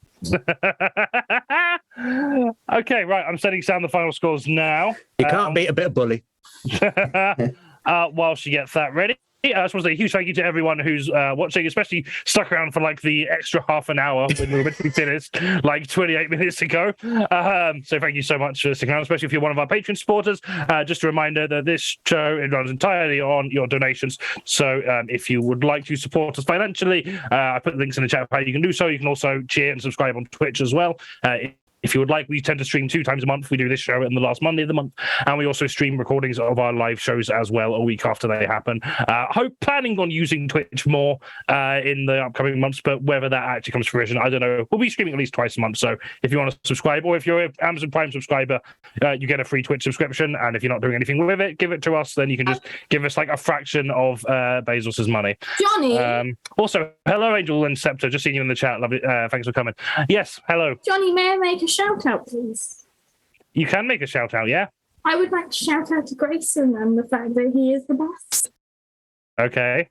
Aw. Just generally, he is the best. Aw. Yeah, I mean, yeah, I agree. He is the best. That is very nice.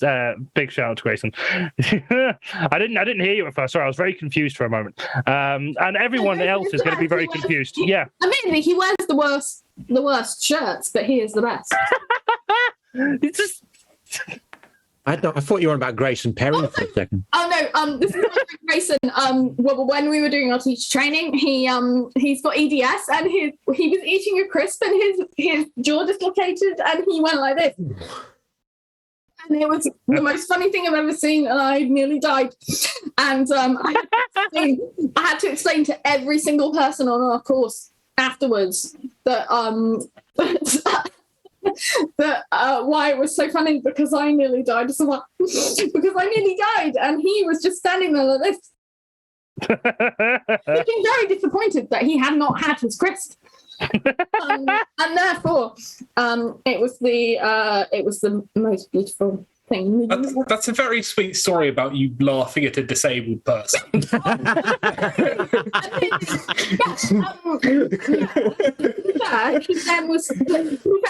He had spent many months telling me I also have EDS, and my doctor won't diagnose me with it.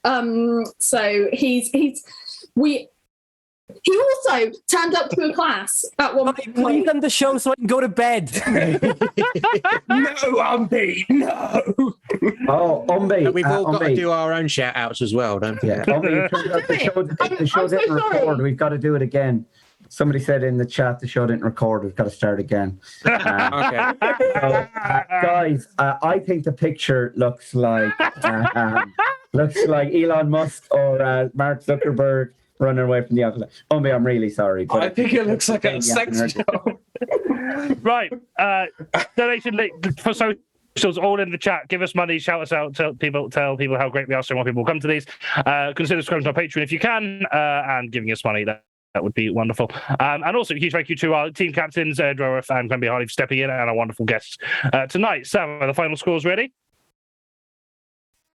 Cool. Okay. And at the end of that round, Ed's team are on a respectful 54 points, but QUENBY's team have won with 59 points. Oh no, we've lost. Does that mean Kirsty's coming back? Come on! Not back to the He is Tesseract. deaf. Please don't take me. Does that mean they get to go and mock the week and we don't? I think so. Dara hasn't been responding to my emails, but I will confirm that. Right. If you're in Manchester, please join us on the 12th of September for our next live show featuring, among other people, wonderful KIERAN LAWLESS, along with Sam Lake, guest MC Katie Mitchell, Dan McKee, and Justina Cecilgate. And join us on the 26th of September back here on Twitch with guest host Tom Short, team captains Bobby Jones and Tom B, with Ishi Khan, Kath Marvelly, Safe Wheeler, and Will Preston, where we will be discussing the news events of September 2022, including Dara O'Brien taking over the reins of University Challenge after the cancellation of Mock the Week.